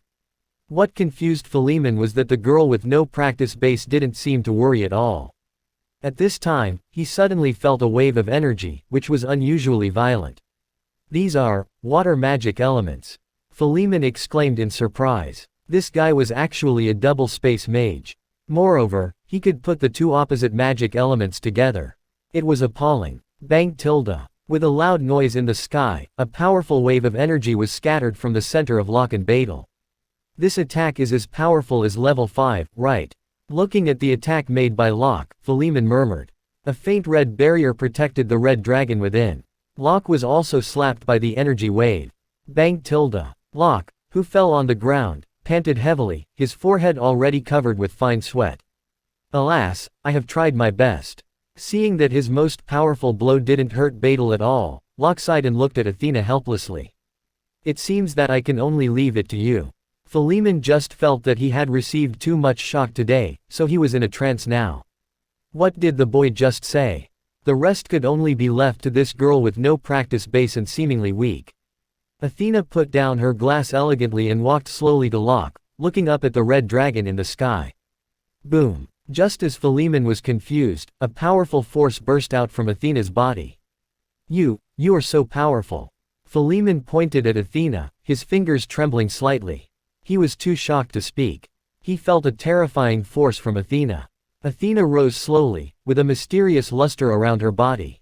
Her clothes fluttered as if a goddess descending from heaven in the scroll. On the ground, Locke walked up to the table and filled his glass with red wine, leisurely watching the upcoming battle in the sky. Seeing that Locke looked leisure, Philemon was speechless in his mind. Athena was fighting fiercely in the sky, and Locke was drinking leisurely on the ground. No matter what, Philemon felt that the scene was a little strange. In the air, the red dragon stared at Athena vigilantly. Who are you? He felt a sense of oppression from Athena. This sense of oppression was actually stronger than that of elders in Dragon Island. The one who beat you. Athena smiled faintly and punched the red dragon with great force. Seeing Athena attacking him, the red dragon mobilized the dragon power in his body, and the previous red defensive barrier appeared around him once. In an instant, Athena had rushed around the red dragon. Crack! Cracks appeared on the barrier like glass. Athena's fist fell on the body of the red dragon naturally. Boom! The red dragon, like a cannonball, smashed into a small mountain in the distance. One move. Seeing the domineering Beetle being punched away by Athena with one move, Philemon felt his scalp tingle instantly. It was not a big deal that this bloke had the strength of a level 4 practitioner, but now there was a girl who could defeat the level 6 magical beast easily. What kind of monster did he see today? How could a seemingly harmless girl knock down a level 6 red dragon with a punch? This scene looked so illusory. However, everything around him was telling him, yes, Philemon, what you see was real, not a dream. Opening the broken trees and stones on his body, Beetle climbed out of the pit awkwardly. Although he was punched by Athena, as the dragon race, his body was very strong, so Athena's punch did not cause much damage to him. However, this punch was not harmful to him, but it was insulting. He was the noble dragon race, but he was punched to the ground. Ouch! Beetle roared and flew into the sky again. His body emitted a faint red glow. Looking at Athena, who was not as big as his claw, his eyes were burning with anger. Human, you really pissed me off. Great dragon god, please help your people kill the enemy in front of him. After saying that, Beetle began to whisper in a language that Locke couldn't understand. This is the magic of dragon language. Hearing Beetle's mysterious low voice, Philemon took a deep breath and his voice was full of shock. The magic of dragon language. Locke also put down the glass and looked at Beetle very curiously. The magic of dragon language, by chanting dragon language, was a special magic attack method of the dragon race, which was very powerful. With Beetle's singing, huge fireballs appeared around him. Fireballs were floating in the air, waiting for Beetle's order. After a while, the sky behind Beetle became a world of fire. Go ahead. Burn this damn human, Beetle shouted. The fireball in the sky trembled slightly and moved very fast, smashing towards Athena overwhelmingly. Countless fireballs made the sky and earth crimson. The powerful and burning airwaves swept towards all the creatures on the ground, making people feel as if the end of the world was coming. Seeing the powerful attack, Philemon subconsciously shrank his head. He couldn't withstand such an attack. On the other side of the sky, Athena stood in the air, looking calmly at the fireballs smashing towards her. She stretched out her right hand, and her index fingertips rapidly drew something in the air in front of her. When fireballs were less than 50 meters away from her, her depiction ended. At the same time, a mysterious light curtain with a star in front of her suddenly lit up. The light curtain expanded rapidly and surrounded Athena. At the same time, fireballs arrived in front of Athena. Bang! Bang! A deafening explosion came from the sky, centered on the position where Athena was. Philemon opened his mouth slightly and looked at the battle in the sky in shock. Just standing in the distance, he could feel the shocking power. However, compared with his nervousness, he found that Locke looked quite calm. Seeing Locke's careless look, Philemon couldn't help but ask, "Don't you worry about your partner getting hurt?" Updated chapters on novel.com. Worried. Locke was stunned for a while. After thinking for a while, he sighed and looked in the direction of Beetle. "I'm worried about the red dragon." Philemon didn't understand what Locke meant instantly. Seeing that Locke didn't explain, he didn't ask. Instead, he continued to look at the battle in the distance. Ouch! Seeing that all the attacks had hit Athena, Betel roared excitedly. The next moment, his eyes, which were the size of a lantern, suddenly widened, and his mouth, which had been wide open, stiffened directly. In the sea of fire, Athena slowly appeared. She even strolled leisurely. A purple light curtain surrounded her, keeping all the injuries outside. Betel was still in shock when he saw the tiny figure in front of him in an instant, leaving him no time to react. Bang! Athena's fist had already hit Betel's head. Under the huge impact, Betel was directly thrown away. His wings kept flapping, hoping to control his falling body. However, Athena didn't stop. Her speed was as fast as lightning. In an instant, she came behind Betel and kicked him on the back. Bang tilde. The falling Betel was kicked into the high air. Damn human, I must tear you into pieces. Betel struggled and tried to control himself. Just as he was about to stabilize his body, Athena's body flashed and appeared behind him again. Bang tilde. The red dragon was kicked to the ground again. Ah! Betel screamed and threatened, human, I must tear you apart. Athena was unmoved. She appeared behind him again and kicked him into the sky. 2 minutes later. Ah! Human, how about we stop? I'll let you go. After screaming, Betel said in a tone of discussion. But what answered him was Athena's fist. Repeatedly, Betel was beaten up by Athena like a sandbag, without any strength to fight back. More than 10 minutes later, Betel said in a sobbing tone, I admit defeat. I'm really convinced. Please forgive me. After more than 10 minutes of beating, his body was black and blue, and the bone rack seemed to be broken. Betel had changed from threatening to begging for peace and finally begging for mercy. Philemon stood still like a wood. In the past more than 10 minutes, Philemon felt that the whole world had become unreal. As the level 6 mage, Philemon felt that he had good endurance. But when he saw Locke and Athena, he found that he wasn't good. A delicate and frail girl was hitting a level 6 giant dragon. This scene, no matter how it looked, was a little strange. At this time, Athena finally got tired of beating the red dragon in the sky. Puff tilde. She kicked Betel on the back. Bang tilde. Betel fell from the sky and smashed on the ground not far away from Locke and Philemon. Locke waved his hand and blocked the floating dust outside. At the same time, Athena also slowly landed on the ground. She clapped her hands and said regrettably, if there are a few more, I may beat them more happily. Locke was speechless when he saw Athena's violent look which didn't match her figure. Seeing Athena walking past him, Philemon slightly bent his body and bowed to Athena. This was respect for the strong. Athena waved her hand to hint Philemon to stand up. After standing up, Philemon stood still, feeling a little restrained. After seeing how powerful Athena was, he didn't dare to be as casual as before. Locke walked up to Betel and said, Betel, now I have 2 choices for you. First, submit to me and be my subordinate. Second, I'll kill you now. Being beaten by Athena for more than 10 minutes, Betel was exhausted. Looking at Locke, his eyelids moved, as if he didn't want to talk to this man who was weaker than him. At the same time, he felt a chill on his back and found that Athena was looking at him. Betel trembled and nodded quickly. Without any hesitation, he said, I'm willing to be your subordinate.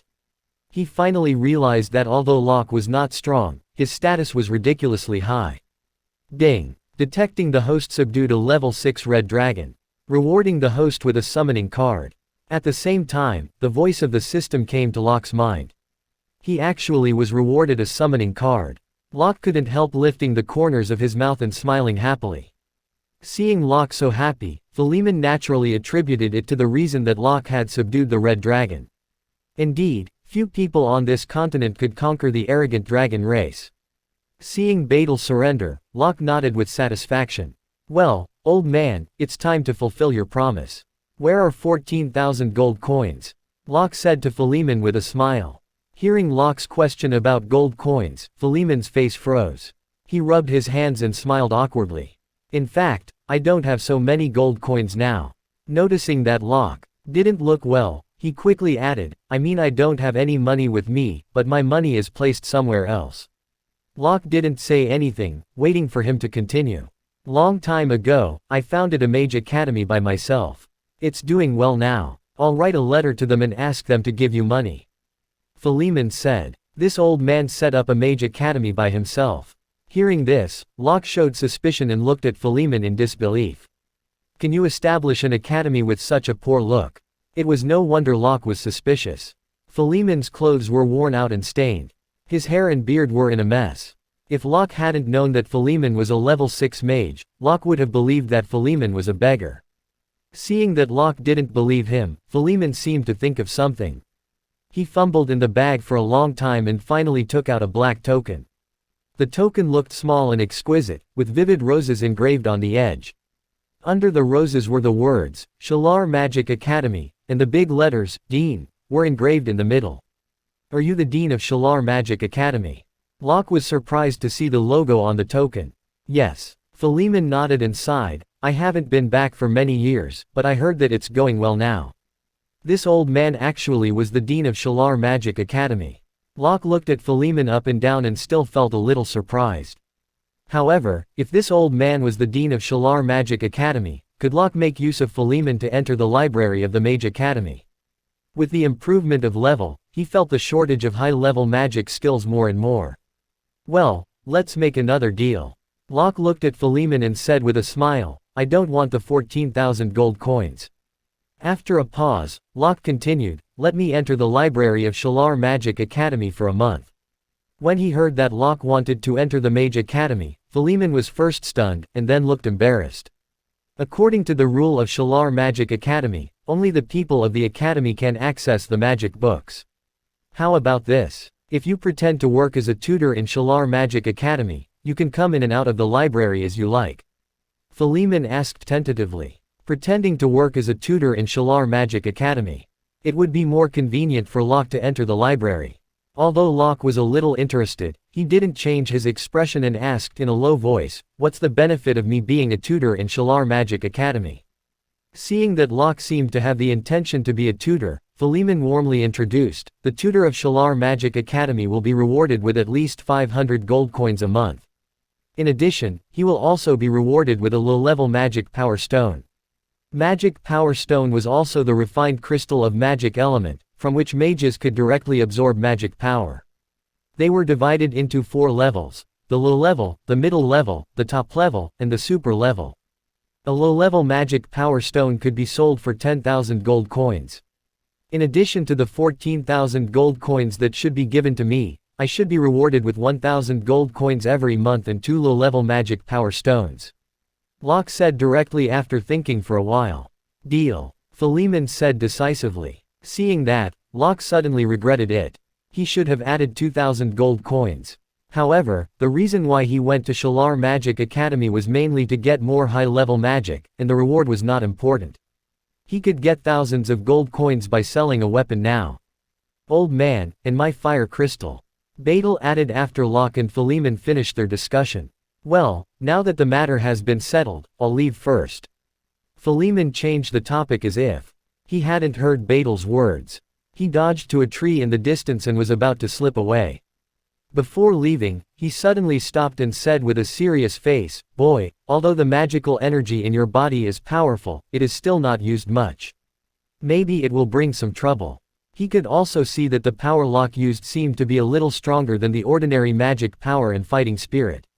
If it was exposed, it might attract the covet of some super powerful men. Locke nodded in agreement. Ordinary practitioners would only think that he used a special fighting spirit, but a stronger practitioner could tell the difference in this power. Just wait and see. I'm sure I will defeat you when we meet next time. Badal muttered in a low voice, watching Philemon disappear in the jungle. After Philemon left, Locke took out the summoning card. All new chapters on November ELB.com. Athena was very familiar with the summoning card, but Badal was curious about it and stared at the card hanging in the air.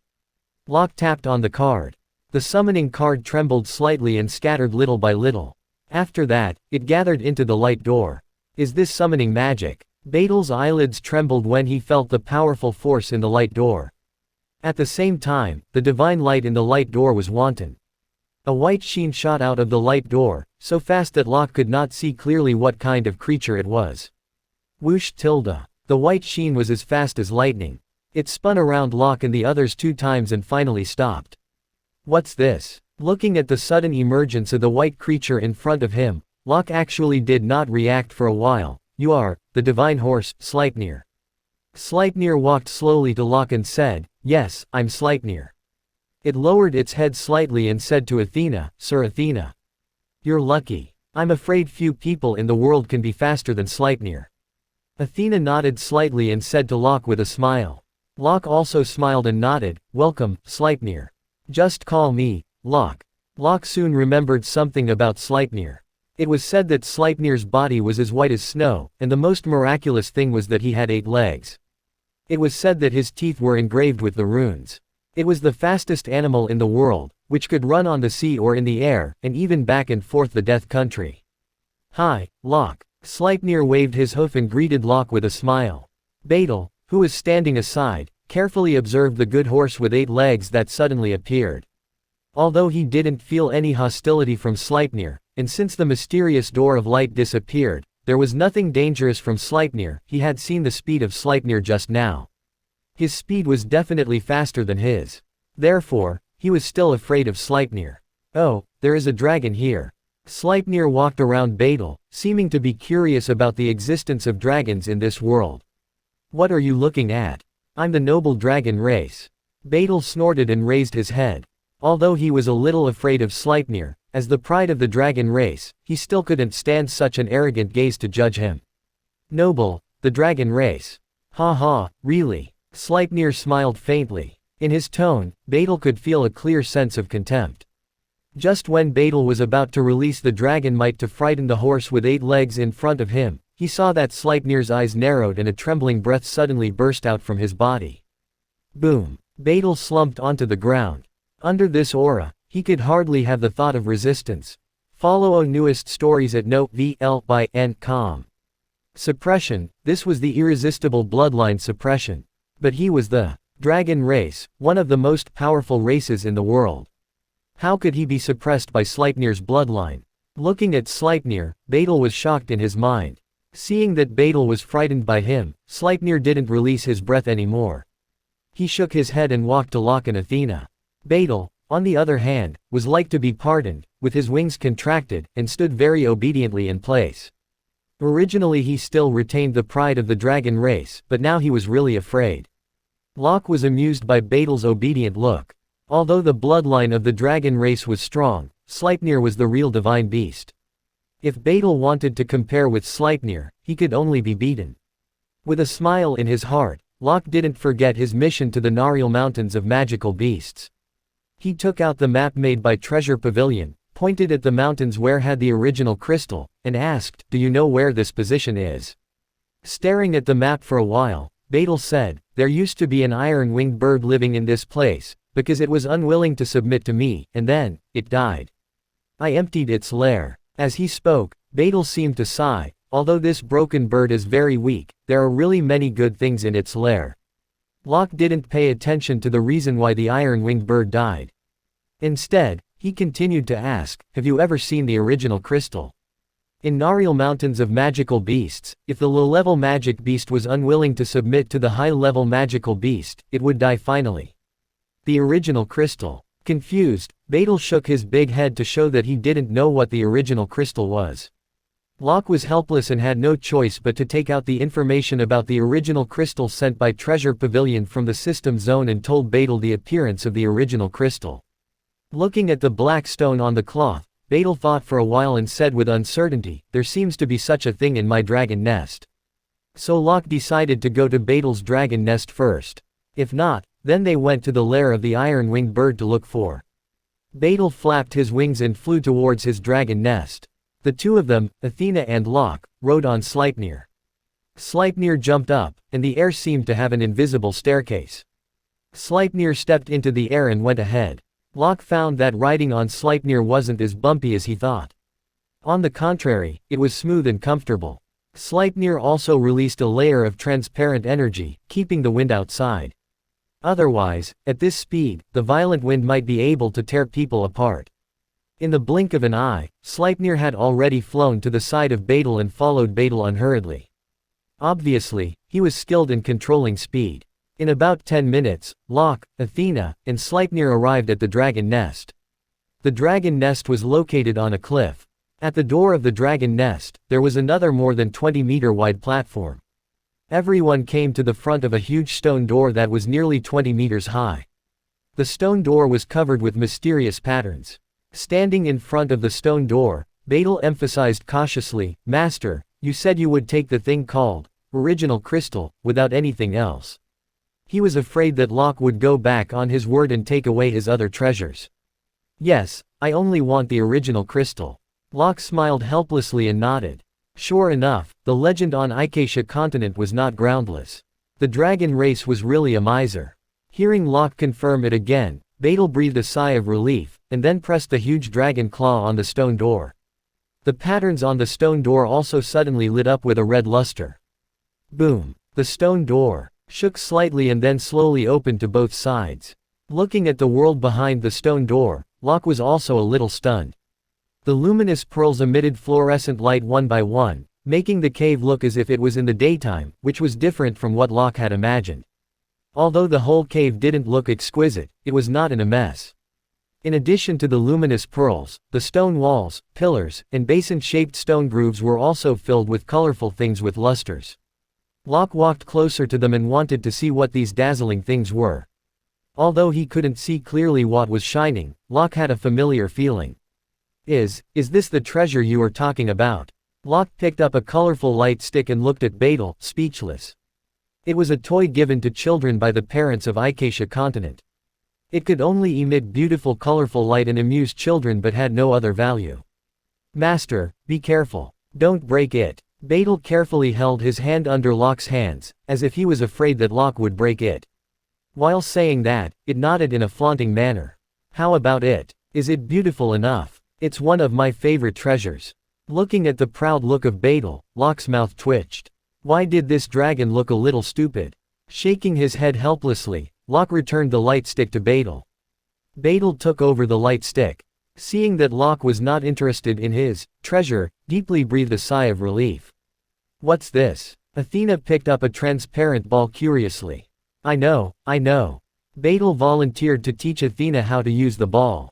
He stretched out his dragon claw, and a trace of dragon power entered the ball between his fingers. The ball shone brightly, and then the surrounding environment changed. Locke and the others seemed to be in the starry sky. "This is a projection ball. It can store and project images." Looking at the twinkling stars around, Locke explained.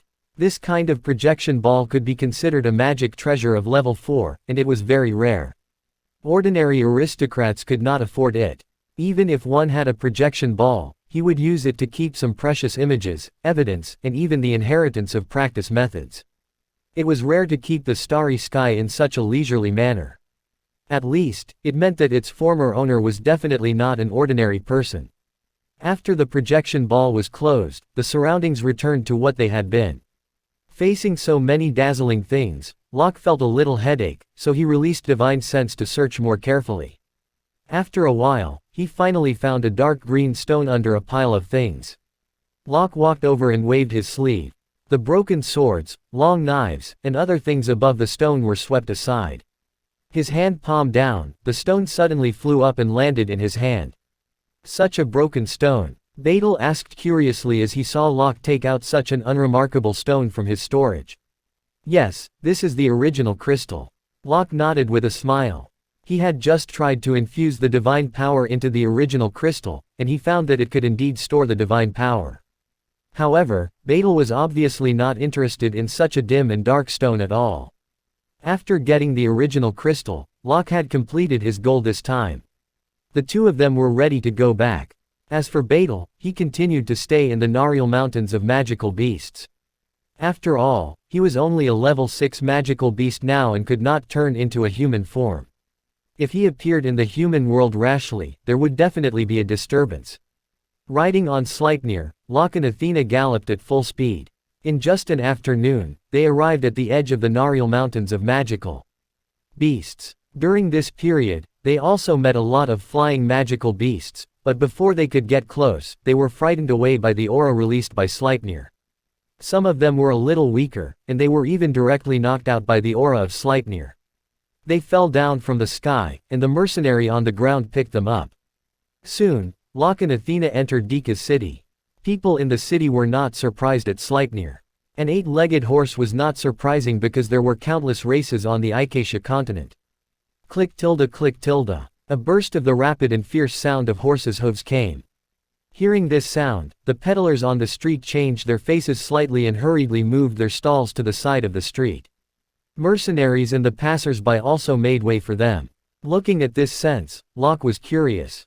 Although Dika's city was small, it was not as small as an ordinary city.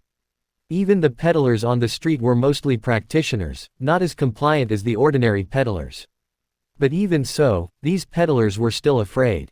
It could be seen that the person who was about to appear must be not simple. "Young man, you'd better hide aside as soon as possible," an old man said in a hurry when he saw Locke and Athena two still standing in the middle of the road. At this time, a group of people had turned a corner and came in the direction of Locke and Athena. They ran in a rampant way, frightening the passers-by to dodge for fear of being affected. Follow newest stories at notvl.com. Seeing that Locke and Athena were unmoved, they stood still. The old man couldn't help shaking his head and sighed in his heart. Unfortunately, such a beautiful girl was going to be ruined again. In the distance, the dark horse was wearing armor, looking majestic. The 7 of them galloped on their horses and dispersed the crowd without scruple. The young man in the lead looked back and forth in the crowd as if an eagle was hunting its prey. At the same time, the young man's eyes froze for a moment, and then his pupils narrowed. His eyes completely fell on Athena. "Go." With an evil smile, the young man stimulated his horse and galloped towards Locke and Athena. Looking at the 7 black horses rushing over, Sleipnir raised his head and his eyes were full of disdain. They were just like a few ants. How dare they show off in front of Sleipnir? Buzz tilde. Sleipnir growled. The furious horses let out a scream and its mane stood up as if they had encountered something horrible. Their front hooves went soft and they fell directly to the ground. The 7 people on the back of the horse also flew out and smashed on the ground not far away from Locke and Athena. How awkward. All the people around were stunned. The 7 of them got up from the ground awkwardly. The leader was a young man about 20 years old, wearing a magic robe of the level 1 wood mage. Everything happened so suddenly that the young man did not expect that the horse, which was usually well trained, would suddenly lose control. As a mage, his physique was much weaker than a warrior. Now there was a trace of blood smell in his throat. If he hadn't suppressed the surging in his chest for his dignity, the blood in his throat would have spit out. Why did the well-trained warhorse suddenly lose control? The young man was puzzled.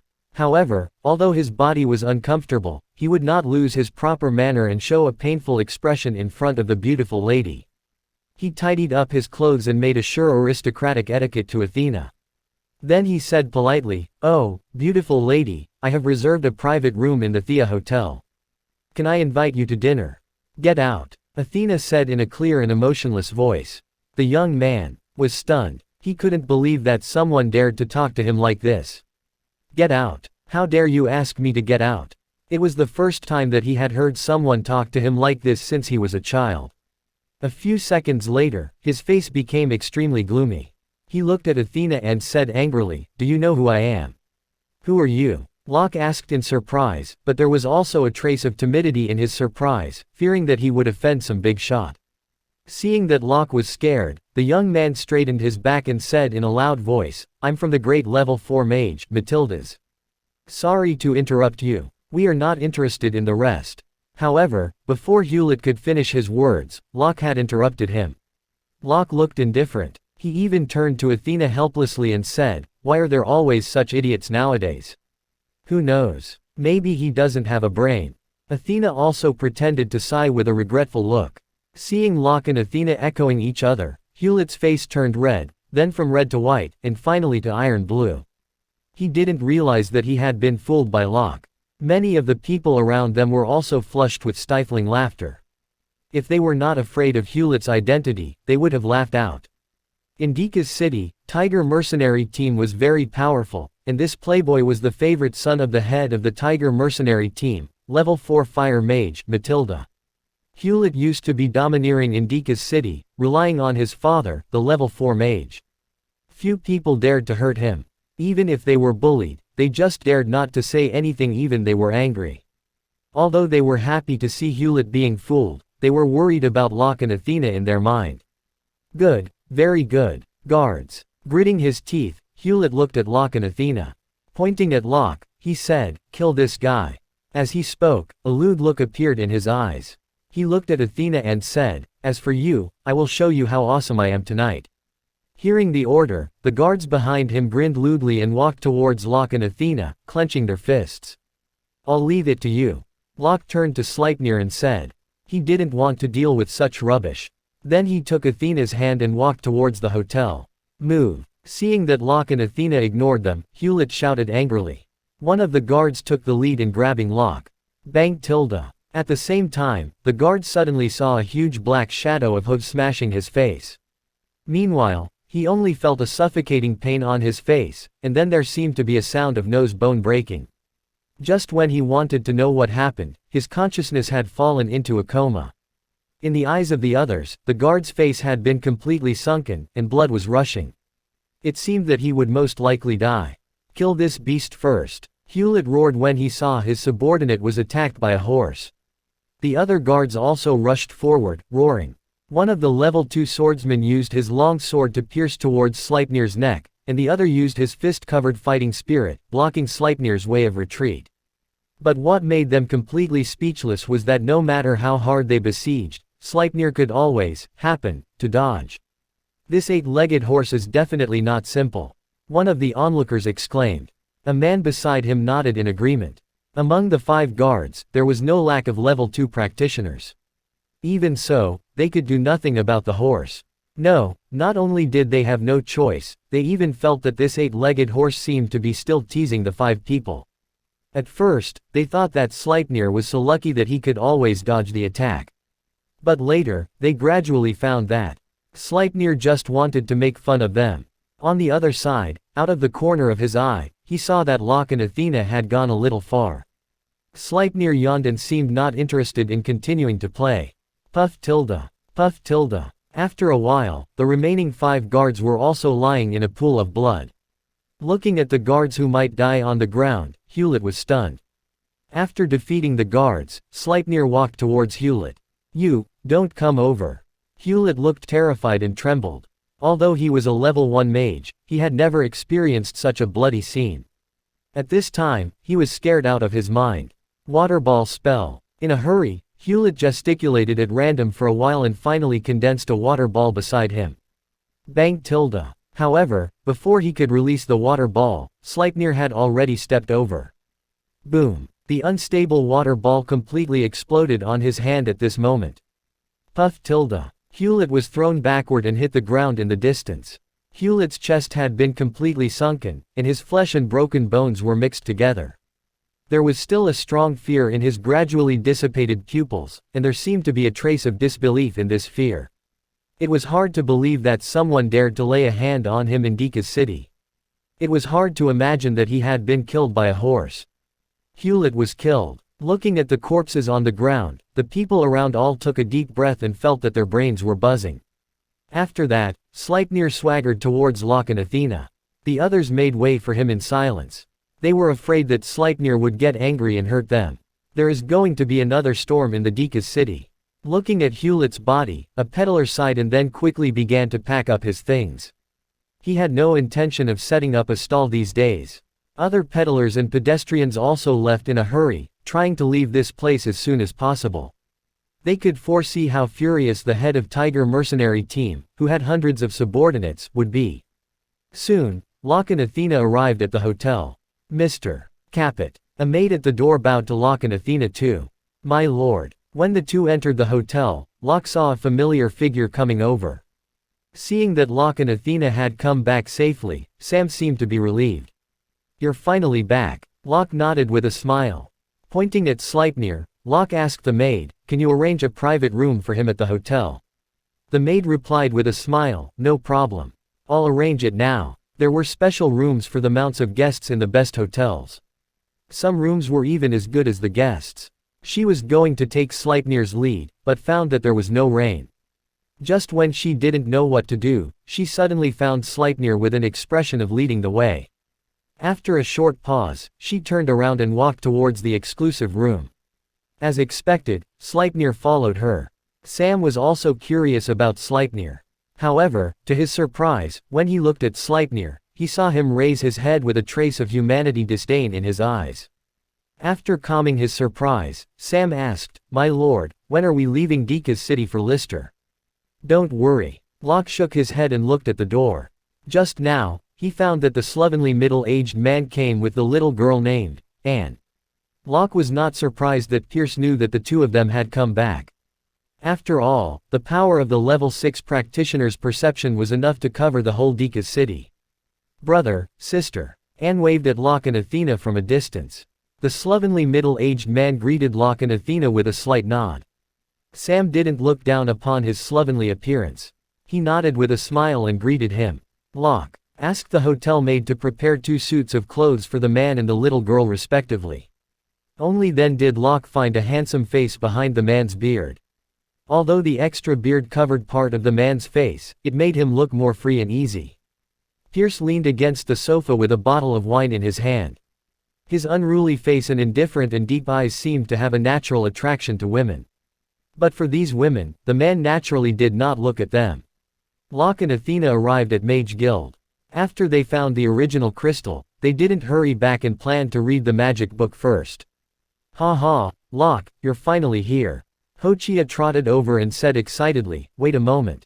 I've sent someone to invite the chief." While they were talking, Hochia had brought Locke and Athena to the VIP room and asked Ellie to prepare tea for them. Soon, a short old man with a white beard appeared in front of everyone, holding a magic book in his hand.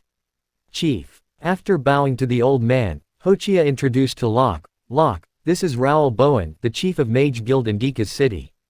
"Hello, Mr. Bowen." Locke put his right hand on his chest and nodded slightly. Raoul also returned the etiquette of a mage to Locke. "Oh, Mr. Capet, welcome to Mage Guild again. I heard from Hochia that there is a super genius who joined Mage Guild. Today I saw you and found that Mr. Capet is really extraordinary." "That's Hochia's overpraise," Locke replied modestly. After chatting for a while, Locke also expressed his intention to the two of them, indicating that he wanted to read the magic books of Mage Guild. Read the latest stories on novelbant.com. According to the rules of Mage Guild, you have to pay the corresponding fees for reading collection of Mage Guild. For different magic books, you have to pay different fees. After a pause, Raoul continued, "But if Mr. Capet agrees to do us a favor, I can make the decision and let you read all the magic books in Mage Guild for free." Hearing Raoul's words, Locke fell silent. Of course, it was the best thing that he didn't spend money on. But if he needed to do something too troublesome, he was unwilling to agree. So he said, "Let's talk about something first. We would like to invite you to be on behalf of Mage Guild of Dika's city, attending the competition between guilds of Naden County. Mr. Capet, with your strength, you will get a good ranking." After saying that, Raoul looked expectant. The competition between guilds of Naden County will be held in the county town in 2 months. Only mages under the age of 25 can participate in it. The ranking of the guild also depends on how much resources each guild will get from the head guild. It would be held in the county town 2 months later. By that time, he must have already been there. Thinking of this, Locke smiled and said, "Okay, I promise." "Ha ha, this time we will definitely be able to hold our heads high and surprise the other guilds," Hochia said resentfully. For so many years, the Mage Guild of Dika's city had been suppressed. After reaching an agreement, Raoul intended to take Locke to the library. "Who is this lady?" Seeing that Athena also came, Raoul was a little surprised and then noticed this beautiful girl. "This is my friend," Locke explained with a smile. Raoul nodded and didn't say anything. Hochia showed an ambiguous look. The four entered the library together. The whole library was burleywood. The walls around it were full of bookshelves filled with magic books, and the 2 shelves in the middle were also filled with books about metal, wood, water, fire, earth, and other systems. At the same time, Locke also noticed a small number of books about thunder, ice, space, and other special magic. Although the library was not very large, it was definitely the most precious place in the whole Mage Guild. Beside the bookshelves, there were 2 rows of tables and chairs made of Nanmu. Locke picked up a book about the level 2 fire magic and Athena picked up a book about the level 2 water magic casually. Raoul and Hochia took magic books that they used to read from the bookshelf and began to study them respectively. Crack tilde crack tilde. Hearing such a dense sound of turning the pages of books, Raoul and Hochia were stunned. Did the two really come to read books? What could they remember after reading it so fast? Although they were surprised, the two didn't say anything. They guessed that Locke and Athena too were just looking for the right magic. In less than 10 minutes, Athena put the magic book back to its original position and picked up another one. It seemed that this little girl just wanted to see what water magic was like. Seeing that Athena had finished reading a magic book in such a short time, Raoul and Hochia too thought to themselves. They didn't believe that Athena could learn the level 2 magic in less than 10 minutes. At the same time, Locke also stood up, put the magic book back to its original position, and took another level 2 magic book. To release the magic power of level 2, one only needed to understand the corresponding magic principles and combine them with the corresponding operation mode of magic power. In addition, with the help of Eye of Perception, learning the magic of level 2 was not a big deal for Locke. He could learn it well as long as he read it once. 7 minutes later, Locke put the book back on the shelf and took another one again. In just half an hour, Locke and Athena too had read nearly 6 magic books. Hochia on the side finally couldn't help himself and spoke out to remind Locke, you need to learn magic step by step, so that you can lay a solid foundation. We know your talent is very high, but you can't be impatient. After all, you should know that haste makes waste. Raoul said seriously. Hearing the two's words, Locke was stunned and soon understood what they meant. He also nodded seriously, don't worry. I'm not a person eager for quick success and instant benefit. When Raoul and Hochia thought that Locke had heard what they said, Locke stood up again, put back the level 2 magic book in his hand, and took out a level 3 magic book. Looking at Locke reading absorbedly the magic book of level 3 in his hands, the two men's faces froze and they immediately felt a little helpless. Young people were always proud and ambitious. They still needed to suffer some setbacks and practice more. The two looked at each other, and both of them saw a trace of helplessness in each other's eyes. They didn't continue to persuade Locke. They also knew that many things needed to be comprehended by himself, or it would be useless no matter how much they said. When Locke was learning magic, the news that Hewlett had been killed spread all over the city like a hurricane. Especially when they knew that Hewlett was kicked to death by an 8-legged horse, they all sighed, amazed, admired, and worried about the lives of Locke and the others. In the hall of Mocha Hotel, Sam and others were drinking wine leisurely. Captain, Hewlett was actually killed by a horse. A team member, Marjorie, ran to Sam nervously.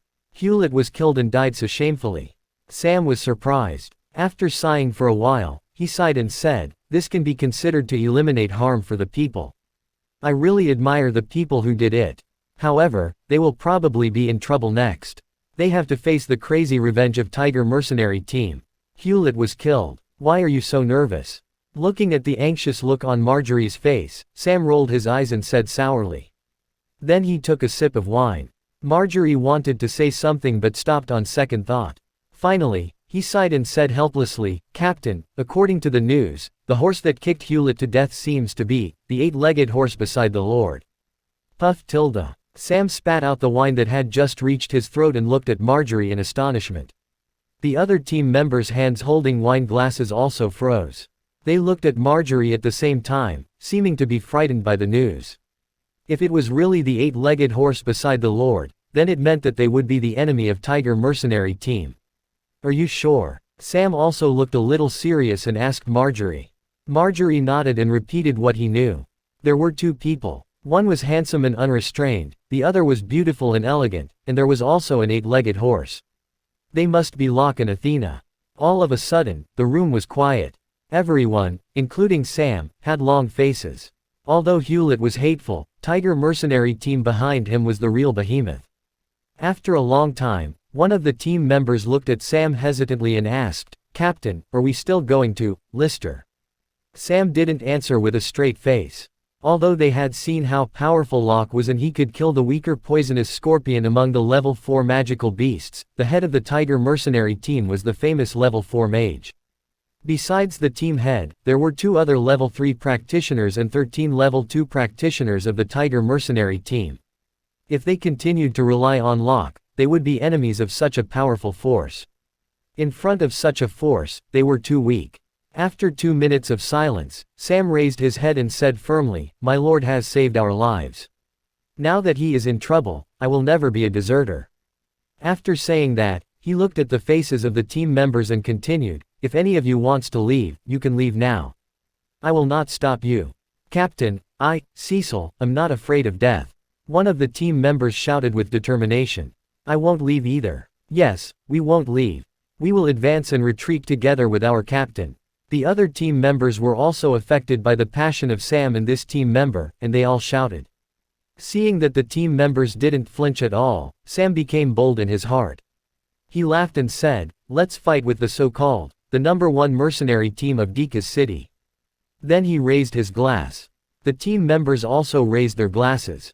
After they smiled at each other, they drank up the wine in their glasses. After drinking a glass of wine, Sam led his team members and rushed towards Mage Guild. When they went out, they saw Pierce and Anne waiting at the door. "Uncle Sam, Dad said we were going together." In the magnificent hall, the usual bustle turned into dead silence, and the whole hall was filled with strong killing intent. "Ah, my son." Looking at Hewlett's body, Matilda trembled and his face was filled with grief. His favorite son was dead. Crawling on Hewlett's body, Matilda wept bitterly. After a long time, Matilda finally calmed down. Visit Novelbant Company per meter for the latest updates. At this time, his face was extremely gloomy, and there was a piercing coldness all over his body. "Don't worry, my son. I will personally cut off the murderer's head and avenge you." A cold light burst out from his eyes. He turned his head to look at the guards beside him. Matilda said in a hoarse voice, "Inform everyone to assemble immediately. Anyone who is late will be killed." Soon, all the members of the Tiger mercenary team had gathered, and a black mass of people stood in the yard. "Sir, according to the information, the beast who killed the master and its owner is now in Mage Guild." One of his men reported to Matilda. Mage Guild. Matilda's eyes narrowed and his face was full of killing intent. "Did you think you could escape because of staying in Mage Guild? Even if it was Mage Guild, so what? If they didn't hand over the murderer, I would wash Mage Guild with blood today. Let's go." As soon as he finished his words, Matilda mounted his warhorse and took the lead in running towards the Mage Guild, followed by the others quickly. Compared with the turbulent outside world, the library in Mage Guild was extraordinarily quiet, with only the sound of turning over books.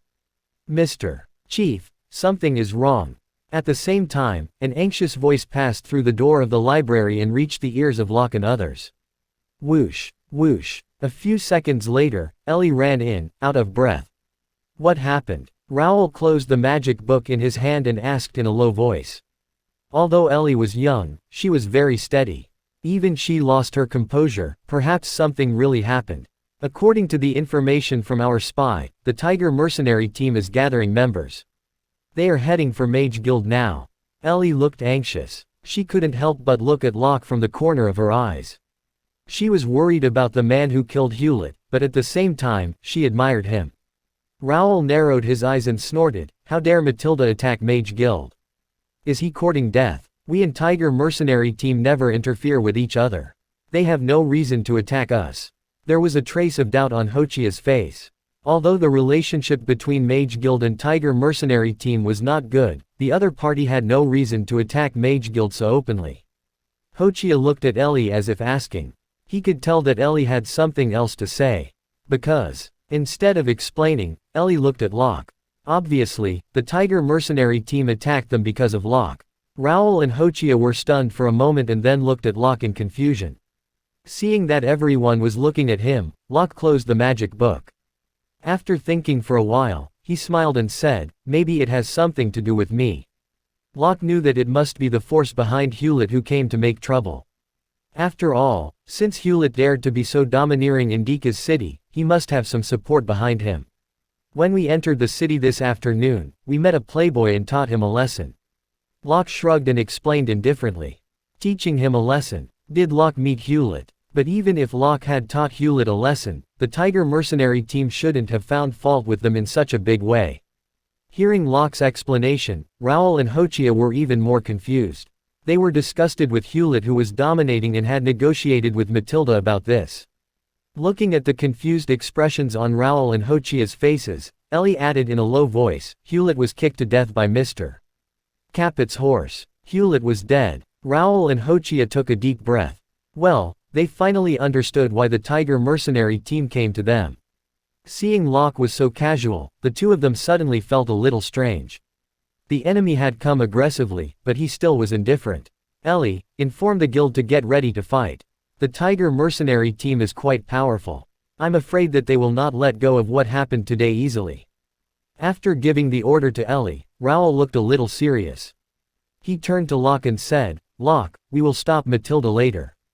You two leave from the secret passage. Mr. Bowen, thank you for your help." After saying that, Locke shook his head and said with a smile, "I'd like to see how powerful the Tiger mercenary team is." "Locke, it's not the time to act on impulse." Hochia tried to persuade him. "It was Hewlett who died this time. Who knew what Matilda would do? Do you think I will stay in Dika's city openly without any backup?" Looking at the two, Locke asked with a smile. Seeing Locke's confident smile, the two of them were stunned. Yes, although geniuses were more conceited, they were not brainless. Maybe Locke had some powerful means. When Locke and the others came out of the library, all the people in the Hall of Mage Guild had been withdrawn.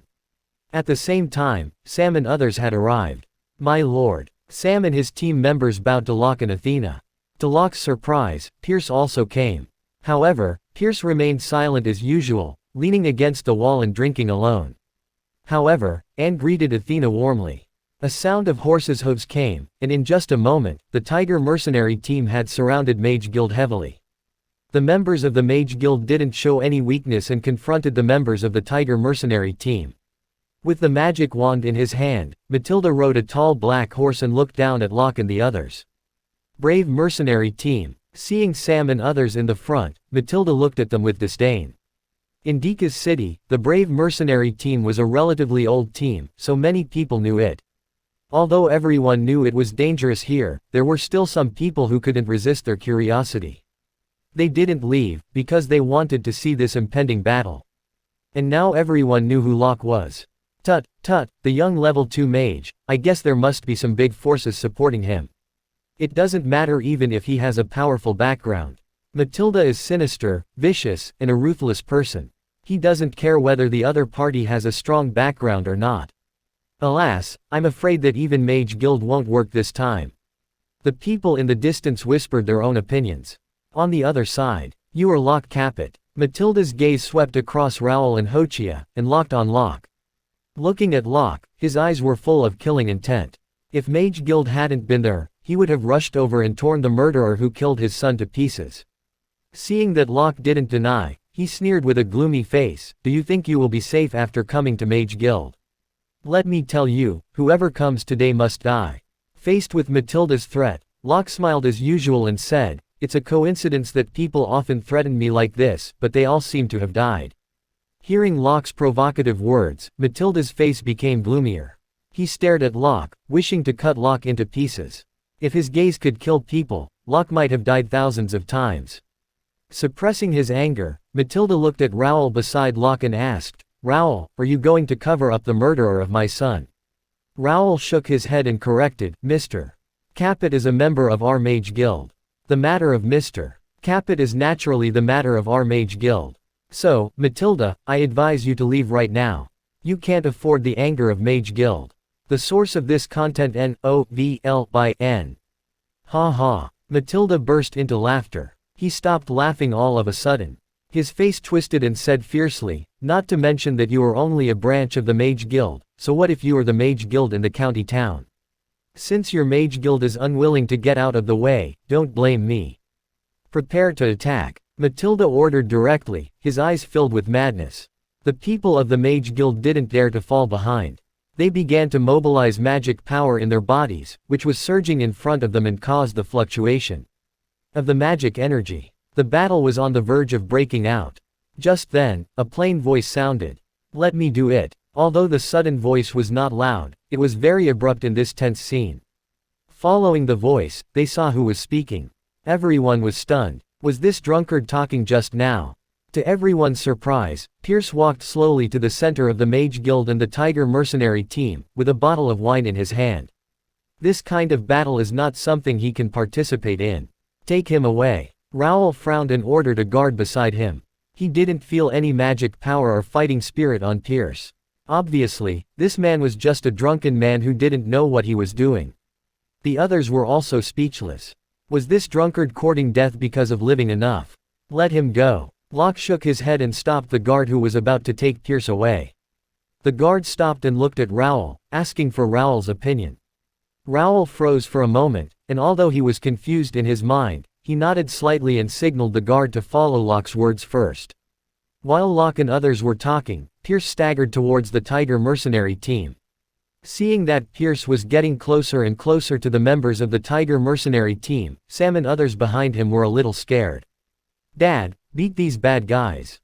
Standing next to Athena, Anne clenched her little fists and encouraged Pierce. Hearing Anne's childish voice, Sam and others were even more speechless. Children always said childish words. Did Anne know what her father was going to face? These were the powerful level 4 mage and the powerful mercenary team. "Dad will be back soon." Hearing Anne's voice, Pierce turned around and gave her a reassuring look. "Kill him." Looking at the drunkard who was staggering and was still in the mood to chat, Matilda's face darkened and he ordered the bodyguard beside him. Hearing the order, 3 members of the Tiger mercenary team rushed towards Pierce. They moved so fast that they almost reached Pierce in an instant. "Watch out." Seeing that the enemies had already rushed over, but Pierce was still turning his head and talking with Anne, Sam's heart tightened and reminded him subconsciously. Was he really too confident? Seeing that the enemies were close to him, but Pierce didn't respond, Raoul couldn't help but doubt. But what confused him more was that Locke didn't look worried at all. "Don't drink too much in your next life." There was an evil smile on the face of the mercenary closest to Pierce. At the same time, he swung his long sword at Pierce's neck. He had completely taken Pierce as a drunkard who didn't know where he was. The long sword was less than 10 centimeters away from Pierce's neck. The onlookers in the distance sighed in their hearts. They seemed to have foreseen the scene that Pierce was beheaded. At the same time, Pierce moved. Find updated novels on Note V. Elbant Company per meter. Boom. All of a sudden, a strong aura burst out from Pierce's body. Under this strong aura, the whole space and time seemed to have been frozen. It was difficult for the sharp long sword to be moved, and the 3 people who approached Pierce stood still. This scene only lasted for a moment. Bang! In the blink of an eye, the 3 of them had been thrown backward and smashed to the ground. Blood was flowing from their 7 orifices. There was no way out. Hissed Tilda. Except for Locke and Athena, everyone took a deep breath, their eyes full of shock because of seeing this amazing scene. It's so powerful. Judging from the aura just now, he should be the level 5 strong man, but this aura is very strange and seems to be a little unstable. Now his strength should only be at level 4. Raoul's eyes were also wide and his heart was incomparably shaken. Sitting on the back of the horse, Matilda was also shocked and his face changed greatly. This drunkard was actually a strong man. Although he also found that Pierce's aura was very strange and seemed to have been seriously injured, from the momentum just now, Pierce's remaining strength should not be weaker than his. No wonder that guy was so fearless. They already had 2 level 4 masters. After thinking it over, Matilda's face darkened. At this moment, he suddenly had a feeling that he was in a dilemma. After Pierce showed his real strength, Matilda felt sober a lot. Originally, he was also overwhelmed by anger, so even if he forcibly attacked Mage Guild, he had to avenge his son. The sudden appearance of such a powerful man would cause a tremendous change in the situation. Although he thought he was stronger than Raoul, he was not so arrogant as to face 2 masters at the same time. He had to retreat for the time being. After Locke left Dika's city, he would find an opportunity to take action. Soon, Matilda came up with a plan. "What? You want to withdraw?" Seeing Matilda's hesitant face, Locke knew that he was about to retreat. "But it's too late. I don't have the habit of leaving enemies for myself. I admit that I underestimated you." Matilda sneered and said lightly, "But if I want to leave, no one can stop me."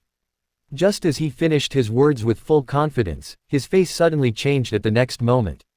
Ignoring the shock of the crowd, Pierce gently waved one hand, and the long swords in the hands of the swordsman from Mage Guild slightly trembled.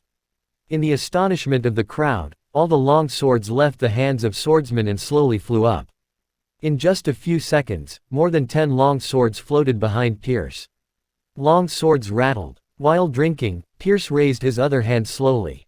With a flick of his index finger, long swords were like hearing an order. Whoosh! With the sound of streaking through the sky, long swords rushed towards Matilda. Roaring flame shield. Without any hesitation, Matilda condensed a magic shield in front of him. Compared with flame shield of level 2, this was the level 4 magic. The shield was red all over, and 3 times thicker than flame shield. It looked stronger and more domineering. Clang tilde. The first long sword was inserted into the shield in front of Matilda. Clang tilde. The second one, the third one. Crack tilde. With the attacks of the long swords, the shield had tended to crack. Finally, the shield was broken, and the long swords continued to stab towards Matilda without a stop.